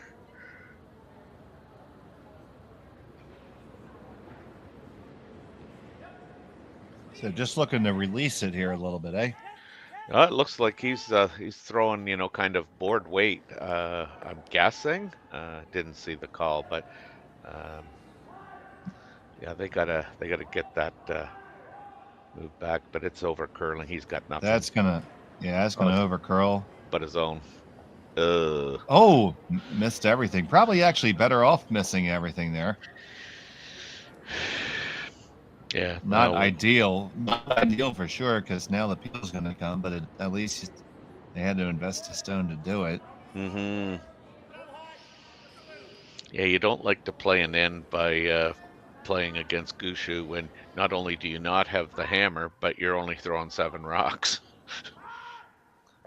I'm not the smartest tool in the shed, but I can do that math.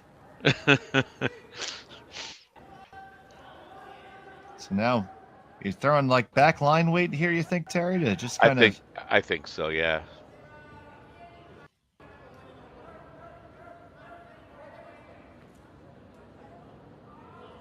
So here's Ryan with his second. On this one again, right out of his hand.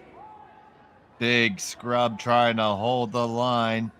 It's really starting to dig in and bend now. You gotta hold it.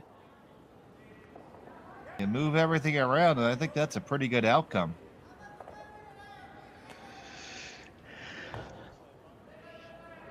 Yeah, nothing's really... yeah. I was just going to say, nothing's really lined up for Mooibroek, and so no. Brad is going to try and make this double. Hopefully he loses the green one as well. Mark Nichols perfect. Makes him explode, and 4 rocks go away. Perfect.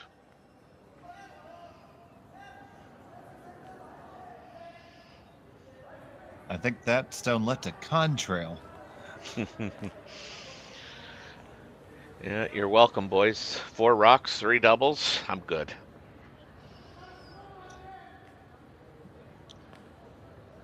I'll take a lager, please. Yes.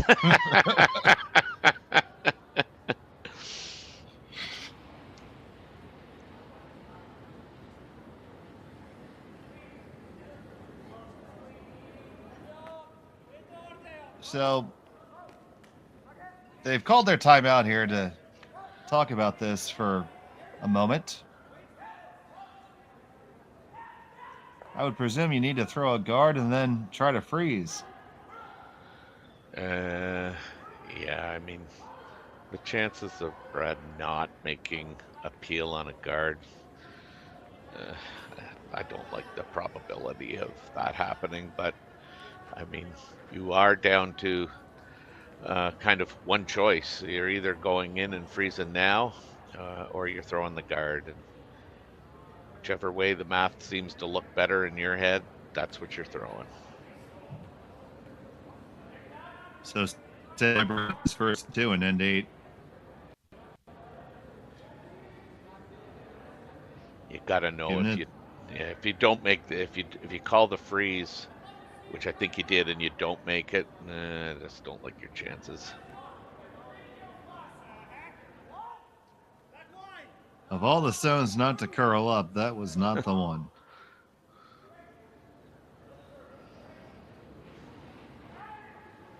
Unfortunate. So now we're just going to see a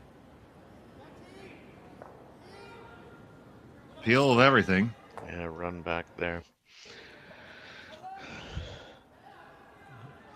They're going to call their timeout as well, just to make sure that they have the brim where they want, have it all lined up. Both teams are afforded 2 timeouts, so they can each do this again. Yeah. I mean, Brad doesn't even want to hit this on the nose. Ideally, he'd like to cross it a little bit and have everything fly. So Gushue with his first in the 8th. Adam Casey on this for dear life. Yeah. Going to get the one, clip them, and move them both. They leave theirs way in the back. And Mooibroek's going to have to freeze to that. That's all he's got left. Yeah.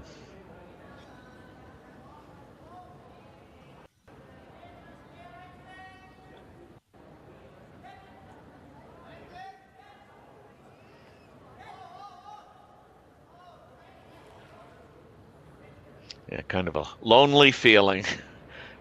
You're putting your hopes and prayers on the perfect freeze and then a miss by Brad.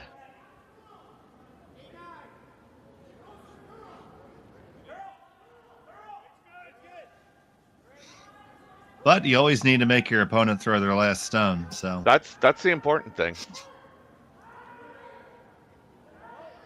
As we saw yesterday, I mean, I think it was in the Schuster game. You know, halfway down, it picked, and you know, that shot was not made, and it wasn't a difficult shot. And we can neither confirm nor deny if it was Matt Hamilton's hair or not. That's right. That's right. So, I mean, Brad can basically choose his turn, and he doesn't have to stay. Timeout has been called.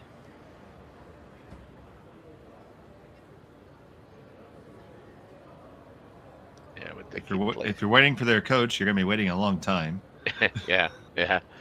I would think he'd play the out turn here. Like I say, he does not have to stay.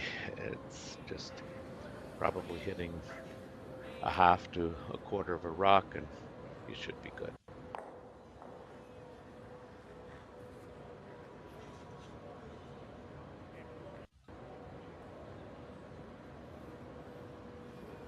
So Brad Gushue, with what he hopes is his final throw of the game to cement this win. Yep, that looks really good. On the way, just keep it clean, boys. Keep it clean. They all go away. That will go down as a blank, but more importantly for Brad Gushue, it will go down as a win by a score of 5-4. Here at the Henderson Medal Fall Classic presented by Kioti Tractors. They're going to continue on in the B bracket, and for Team Mooibroek, they're going to fall into the C event rat race in this triple knockout format. What are your final thoughts about this game? You know, I mean, again, you know, Brad's experience on this ice and the like arena ice where you've got a lot of curl. I think, you know, he's very comfortable there. You know, Brad doesn't beat himself. And I mean, one end was really the difference here. Brad's score of 3. I thought the front end for Team Mooibroek, they struggled a bit, and as a result, that team did not get, you know, their rocks in place the way that they wanted to. Allowed Brad to kind of, you know, dictate a lot of the play. Certainly, on percentages, Team Gushue was the better team. Mark was just stellar. So yeah, I think Team Gushue, they won every position on the percentages, but ultimately ends up being a really good game, close. Um, Poor Sam didn't have much to work with there in his last two shots to try and muster a steal, but some really good teams down in that C bracket. I think Cooey's there, and there's a couple of others that are going to get there. So some really good and interesting curling matches still to come. Absolutely. And our next broadcast will be the A qualifier games coming up at 4 o'clock Eastern time. So make sure you keep it right here with you all weekend. We have everything going all weekend long. But for right now, for TC and Ryan Jakes, I'm Dave Schmel. We thank you so much for joining us here on Curling Stadium. It's a Henderson Metal Heating, Cooling, and Fabrication Fall Classic presented by Kioti Tractors of Ontario. Thanks for watching. I don't remember a time when curling wasn't a part of my life. When I wasn't putting in the sweat and hard work to be the best that I can be. Clocking in the time, the effort to practice day in, day out. Curling is more than just a game. It's a family, a community. And when it's time to play, I know I'll be ready. Hardline, supporting hundreds of our next generation athletes. Everything I've worked for, everything I've sacrificed, has led to this. It's out of your hands now. All the gold medals in the world can't help you now. You could throw the perfect rock and still miss, but it just takes one. You leave it all out there on the ice to leave behind a legacy.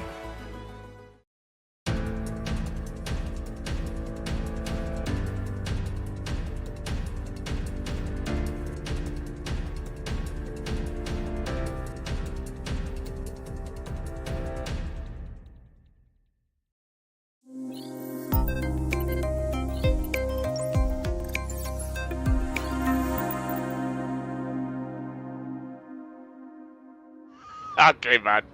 Take care, Dave.